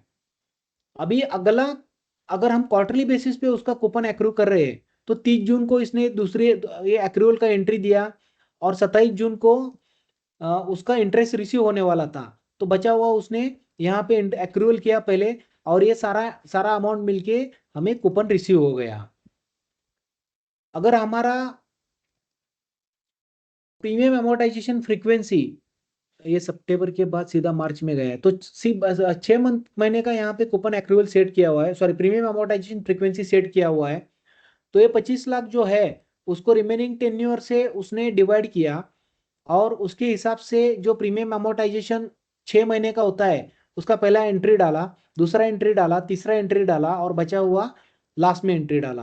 तो उसका प्रीमियम अमोर्टाइजेशन जो है वो जीरो जीरो हो गया at the time of maturity. तो हमारा सिस्टम क्या करेगा, ये हर एक इंस्ट्रूमेंट के लिए, चाहे वो HFT में हो, AFS में हो, या HTM में हो, हर एक का एक डायरी बनाएगा, और डेटाबेस में जो रिकॉर्ड्स है वो पर्टिकुलर डेट्स को, वो सारा सिस्टम हमारा प्रोग्राम रीड करेगा, आज किस किस इंस्ट्रूमेंट का एक्रूअल ड्यू है, एक्रूअल करना है, किस किस इंस्ट्रूमेंट का रिसीट ड्यू है, या premium amortization generally month end dates को वो आपको बोलेगा, ये इंस्ट्रूमेंट का ये महीने में उसका प्रीमियम अमोर्टाइजेशन इतना होने वाला है, आपको इसका प्रोग्राम जनरेट करना पड़ेगा।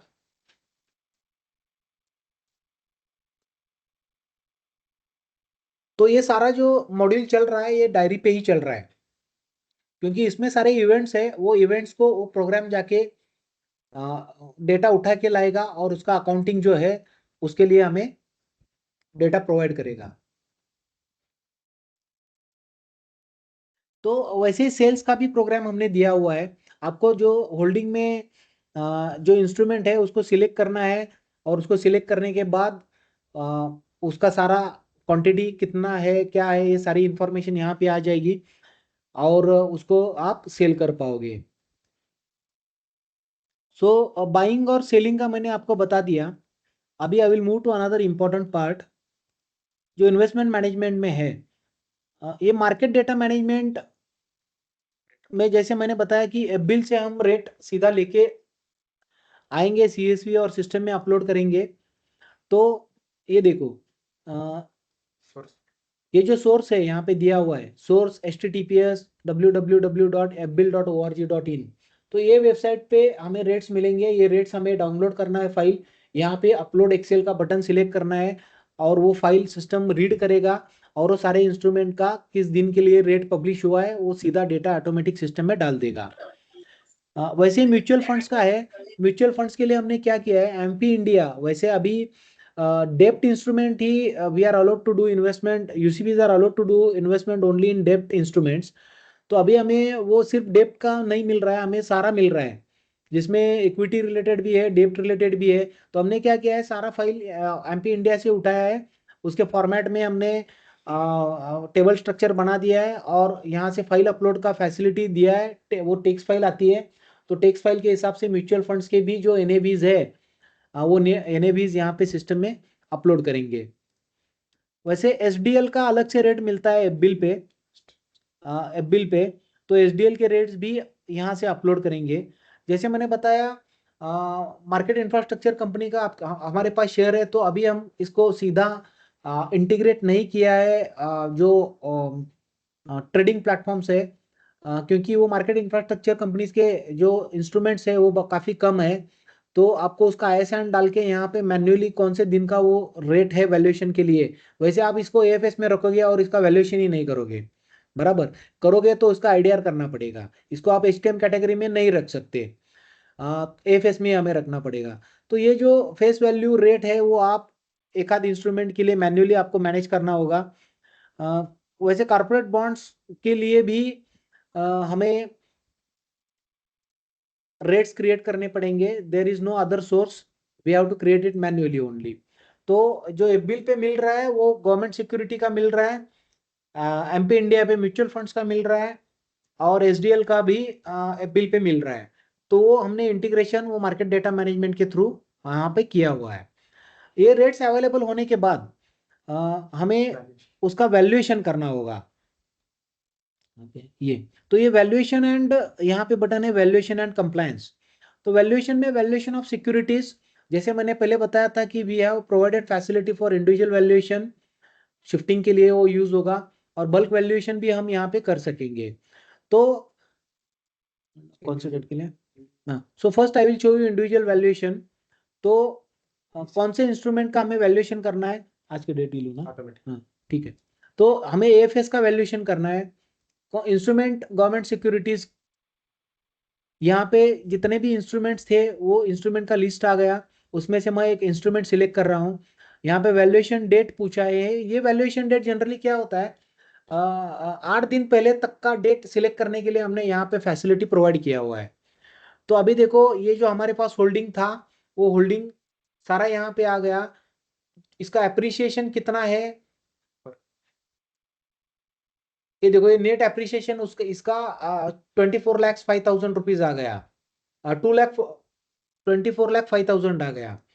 तो ये वैल्यूएशन होगा, इसका IDR में एंट्री जाएगा, सॉरी ये डिप्रिसिएशन है, नॉट एप्रिसिएशन, राइट, एप्रिसिएशन है। तो एप्रिसिएशन हाँ 105 रुपए का 109 रुपए 81 पैसे हो गया, तो ये एप्रिसिएशन है। तो इग्नोर करेगा, IDR का एंट्री नहीं छोड़ेगा, इसका भी एंट्री जनरेट होगा। और इसका जो है शिफ्टिंग के लिए हमें जो क्लास यहाँ पे सिलेक्ट करना है वो क्लास हम यहाँ पे सिलेक्ट करेंगे, AFS से हमें कौन से कैटेगरी में लेके जाना है, और उसके हिसाब से उसका शिफ्टिंग हो जाएगा। ऐसे ही बल्क वैल्यूएशन का भी प्रोग्राम दिया गया है। बल्क वैल्यूएशन के लिए अभी सपोज मैं HFT का वैल्यूएशन कर रहा हूँ, ये गवर्नमेंट सिक्योरिटीज का,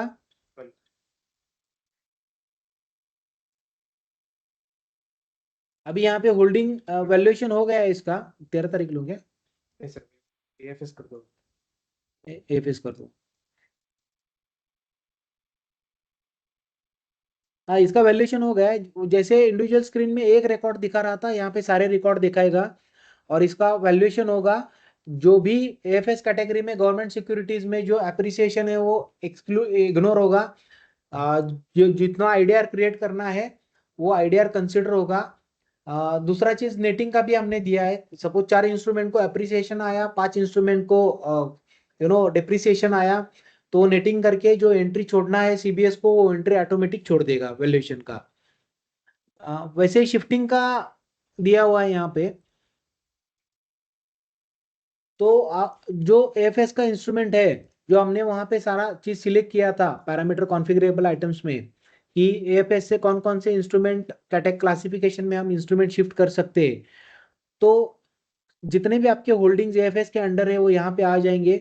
यहाँ पे आपको उसको कौन से क्लास में लेके जाना है, वेयर इज इट, सेलेक्ट करो, सिलेक्ट किया AFS गवर्नमेंट सिक्योरिटी,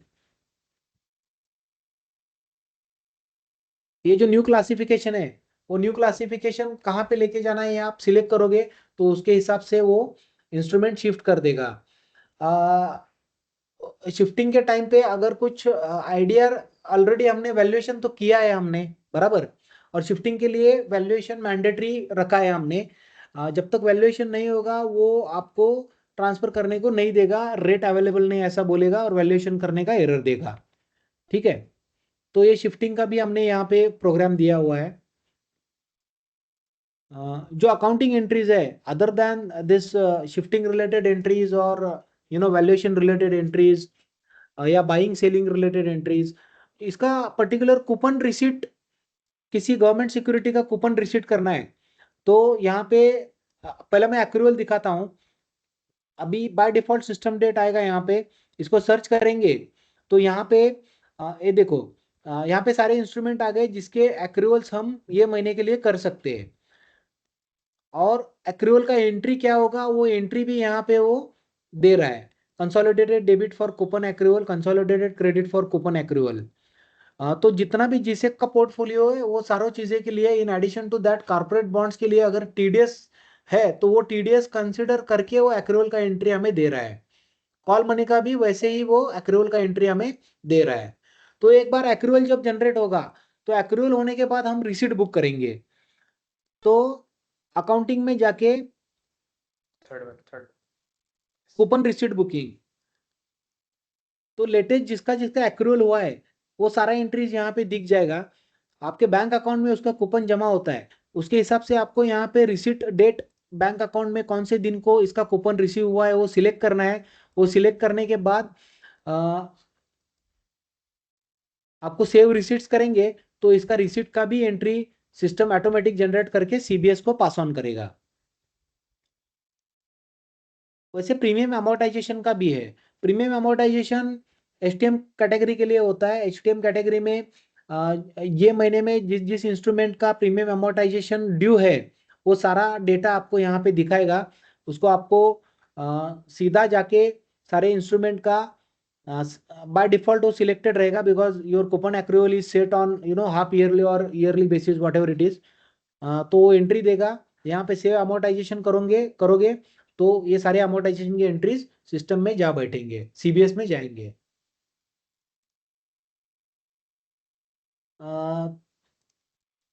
तीसरा वाला डिविडेंड बुकिंग है।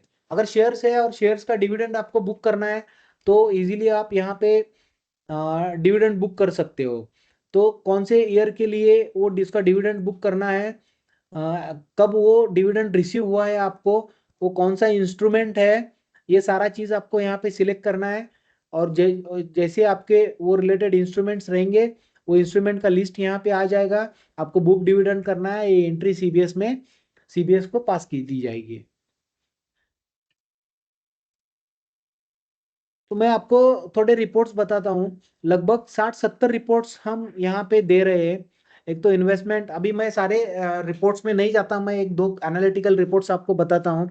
इन्वेस्टमेंट रजिस्टर है, अमोर्टाइजेशन रिलेटेड रिपोर्ट्स है, premium amortisation structure schedule, premium amortisation report है, एनालिटिकल रिपोर्ट में आपको एक PV01 रिपोर्ट दिखाता हूँ। ये देखो, ये PV01 रिपोर्ट क्या होता है कि ये पर्टिकुलरली गवर्नमेंट सिक्योरिटीज के लिए बनाते हैं। अगर मार्केट 1 बेसिस पॉइंट ऊपर जाता है या मार्केट 1 बेसिस पॉइंट नीचे आता है तो हमारे इन्वेस्टमेंट पोर्टफोलियो पे क्या इंपैक्ट होने वाला है, ये PV01 एनालिटिकल रिपोर्ट है। तो ये रिपोर्ट, इसमें दो टाइप के कंसिडरेशंस होते हैं। एक तो मैक्युलर ड्यूरेशन निकाला जाता है उसका, और उसके उसके बेसिस पे उसका प्राइस वेरिएशन पर 100 के हिसाब से बनाया दिया जाता है। तो टोटल PV01 कितना आ रहा है वो हम ये रिपोर्ट में आपको प्रोवाइड कर रहे हैं। ये रिपोर्ट PDF फॉर्मेट में डाउनलोड भी हो सकती है, एक्सेल में भी आप ये रिपोर्ट ले सकते हो। मैच्योरिटी प्रोफाइल रिपोर्ट है, नॉन SLR पोर्टफोलियो रिपोर्ट है, issuer composition wise non SLR investment report है, ट्रेजरी सेगमेंट रेवेन्यू रिपोर्ट है, classification related investment classification report हम प्रोवाइड कर रहे हैं, वैल्यूएशन रिलेटेड वैल्यूएशन रिपोर्ट है, IDR का रिपोर्ट है, चार्जेस अभी ब्रोकरेज वगैरह कुछ पे किया है तो अभी we are going to provide additional facility to record brokerages related entries through our system only. So far purchase के टाइम पे अगर ब्रोकरेज आपको मालूम है तो वो ब्रोकरेज डाल के एंट्री किया है तो हमें वो रिपोर्ट में आएगा. Otherwise we will provide additional functionality to record the brokerage and after that this those records will also be fetched in the report. Holding related reports में इन्वेस्टमेंट रिपोर्ट है, इन्वेस्टमेंट समरी रिपोर्ट है, ये instrument wise report है.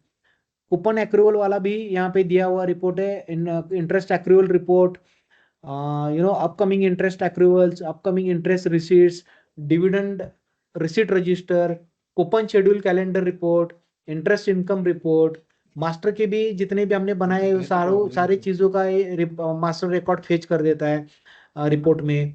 Transaction related reports है जिसमें rate कौन कौन से दिन को अपलोड किए हुए, वैल्यूएशन रिलेटेड डेटा आपको मिलेगा. इन्वेस्टमेंट परचेस रजिस्टर है, ट्रांजैक्शन रिपोर्ट है, प्री मैच्योर रिडम्पशन रजिस्टर दिया हुआ है, इन्वेस्टमेंट रिडम्पशन ऑन मैच्योरिटी पे कौन कौन से इंस्ट्रूमेंट रिडीम हो गए, ये डीलर एक्सपोजर है, ब्रोकर एक्सपोजर है, काउंटर पार्टी एक्सपोजर है. तो ईयर मार्किंग का भी हम यहाँ पे सिस्टम में एक फैसिलिटी दे रहे हैं. अगर आपका वैसे ईयर मार्किंग जो आप करोगे, for example if you have some funds, building fund, and you have invested in the government securities, and now you want to mark that government security for that particular reserve, तो वो भी हम यहाँ पे year marking में से कर सकते हैं. I will take you to the screen. तो यहाँ पे आपको इंस्ट्रूमेंट सिलेक्ट करना है, कौन सा इंस्ट्रूमेंट आप ईयर मार्क करना चाहते हो. ठीक है. I think that functionality is yet to be released in the test and yet to be deployed on the testing environment. तो वो भी हमने दिया है. आप वो जीएल को मैप करोगे तो आपके जहां पे उसको कंसिडर नहीं करना है as a part of security because it is already earmark to a particular reserve, वो एक्सक्लूड करके सारे रिपोर्ट्स आ जाएंगे. So that's it from the investment module side. So we have tried to provide almost everything in the investment module. Yeah, there are a couple of things which we have not released in the first version, like repo transaction, reverse repo transaction, ARC related जो investments अगर आपके रहेंगे या आपका PMC bank का कुछ investment रहेगा उसके related so far we have not considered anything in the system, but within a month's time I think we will release another version and we will deploy all these things in the investment module. So if you have any questions, we can have a quick discussion on that. Yes. Yeah. We have got a question for it. Okay. So we will take it the questions as they are asked in the. I'll see. So the first question is in regards with the. Yeah. So.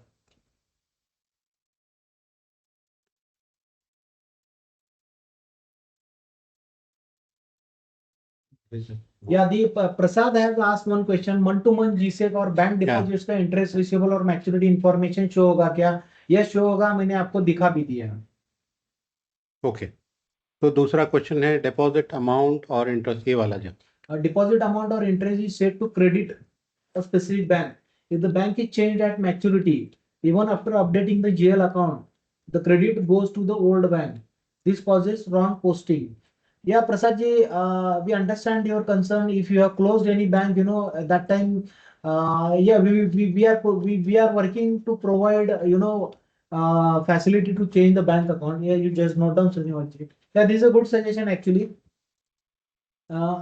The system should allow flexibility to choose debit and credit account at the time of posting, as banks use multiple current accounts with different banks. ठीक है, purchase के time पे आपको bank select करना है, so it will not create any major issue.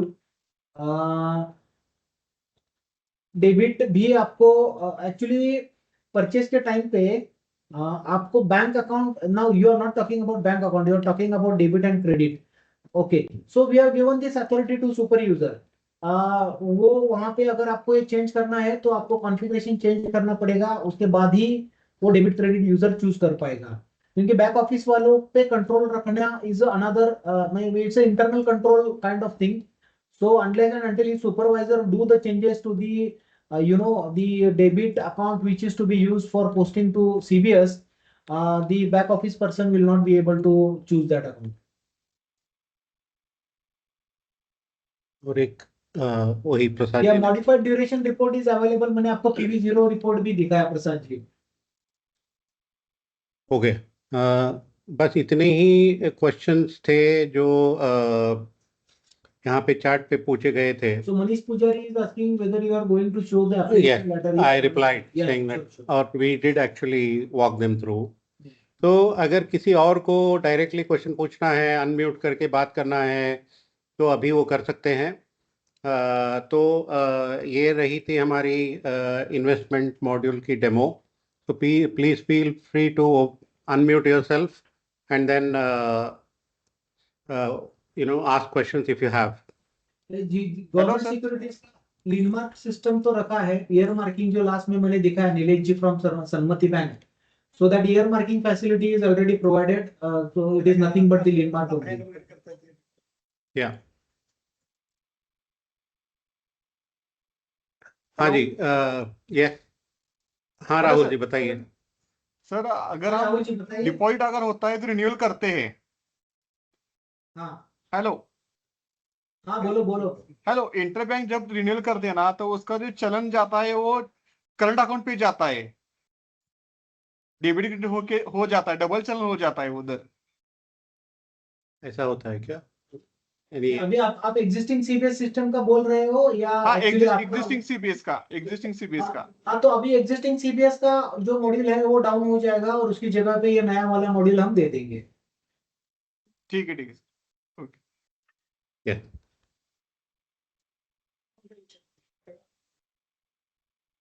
किसी और को कुछ क्वेश्चन पूछने हैं तो अनम्यूट करके पूछ सकते हैं. ओके, ठीक है.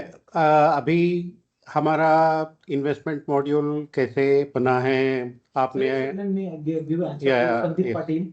हाँ जी. Sandeep Patil is asking whether government security purchase के टाइम पे इंटरेस्ट कौन से जेल में जाता है, इंटरेस्ट रिसीव्ड या इंटरेस्ट रिसीवेबल. तो we have given option. If you select interest receivable, it will go to interest receivable. So that flexibility we have given it to you. Whatever accounts you will map for that particular transaction, it will go into that account.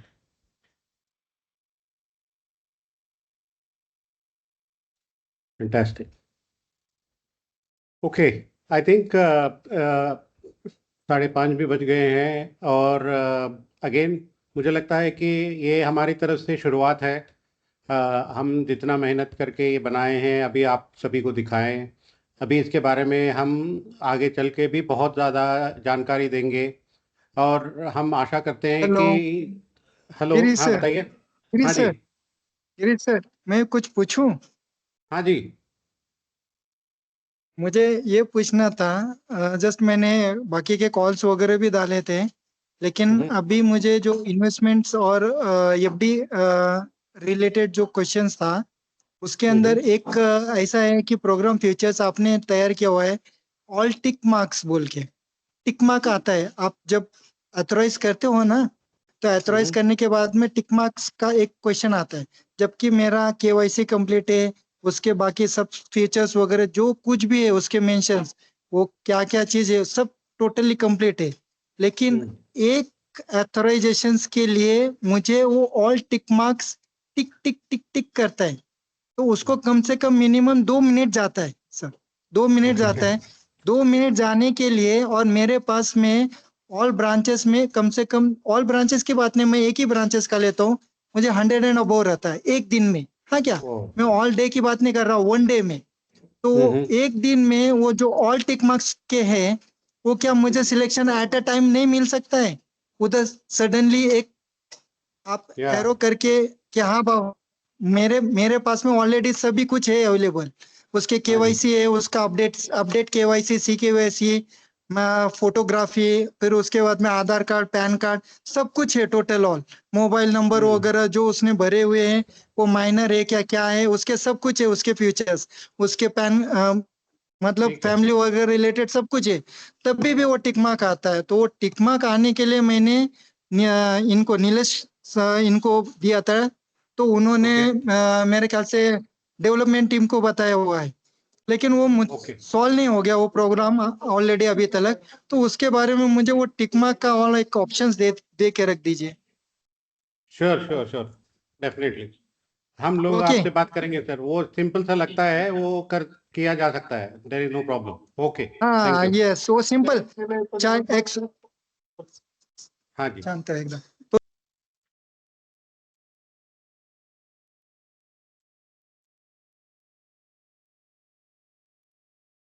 Okay, आपके microphone mute है, तो unmute करके बात कीजिए please. जो मेरे अपना ये है, क्या बोलते हैं, अपना पासबुक प्रिंटर का है एक ऑप्शंस। पासबुक प्रिंटर में अभी न्यू फीचर्स में एक जो लाइंस नरेशन है, वो नरेशन पूरा कंप्लीटली नहीं आ रहा है।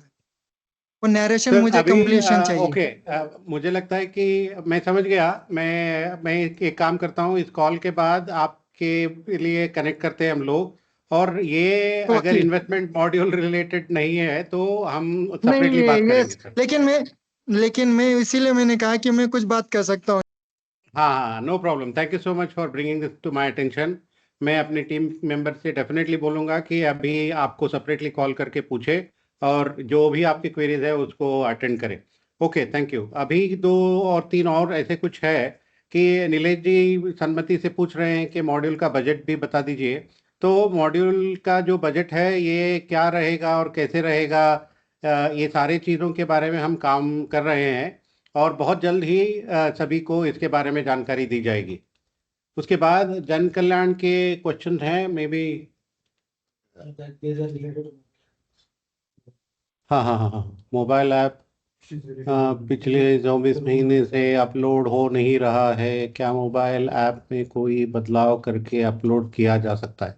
ठीक है, मोबाइल ऐप के बारे में जो आप बता रहे हो जन कल्याण के, तो हम लोग मुझे लगता है कि हमारी टीम इसके ऊपर काम भी कर रही है।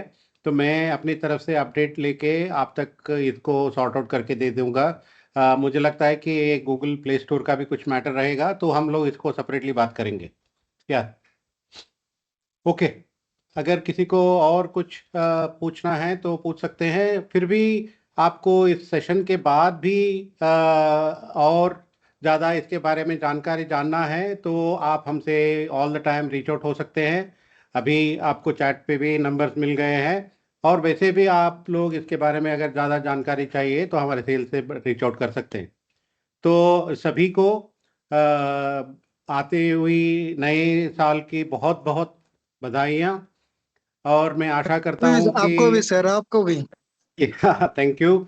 और मैं आशा करता हूँ 2025 हमारे लिए बहुत बढ़िया रहे, और 2026 इससे भी बढ़िया रहे। और हम अपनी तरफ से ये आश्वासन दे सकते हैं कि इन्वेस्टमेंट मॉड्यूल की तरह और बहुत सारे काम जो आपके काम आएंगे, उन चीज़ों के ऊपर हमारा काम जारी है, और हम आगे चल के ये सभी प्रोडक्ट्स को आप तक पहुंचाने की कोशिश करेंगे, और ये भी कोशिश करेंगे कि जिससे कि बैंक और ज़्यादा मजबूती से अपने बिजनेस करे, और ज़्यादा कस्टमर बनाए, कस्टमर ऑनबोर्डिंग, इन सभी चीज़ों के ऊपर हाउ आर्टिफिशियल इंटेलिजेंस और मशीन लर्निंग के साथ इन सभी चीज़ों का कैसे हम उपयोग कर सकते हैं, ये सारे चीज़ों को हम फोकस करके आगे बढ़ रहे हैं। फिर से आप सभी हमारे साथ जुड़े, 20 महीने से आप सभी लोग हमारे साथ जुड़ रहे हैं, इसके लिए हमें बहुत गर्व है, और हम सभी आप सभी को इसके लिए धन्यवाद भी देते हैं।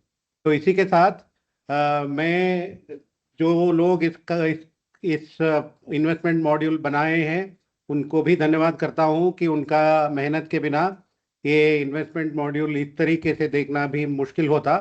तो again very thanks to all my team, and of course सारे जो कस्टमर्स हमें सपोर्ट करेंगे आगे चल के, उन सभी को भी धन्यवाद। तो नए साल की हार्दिक शुभकामनाएं, और हम मिलेंगे अगले संवाद में। Thank you so much.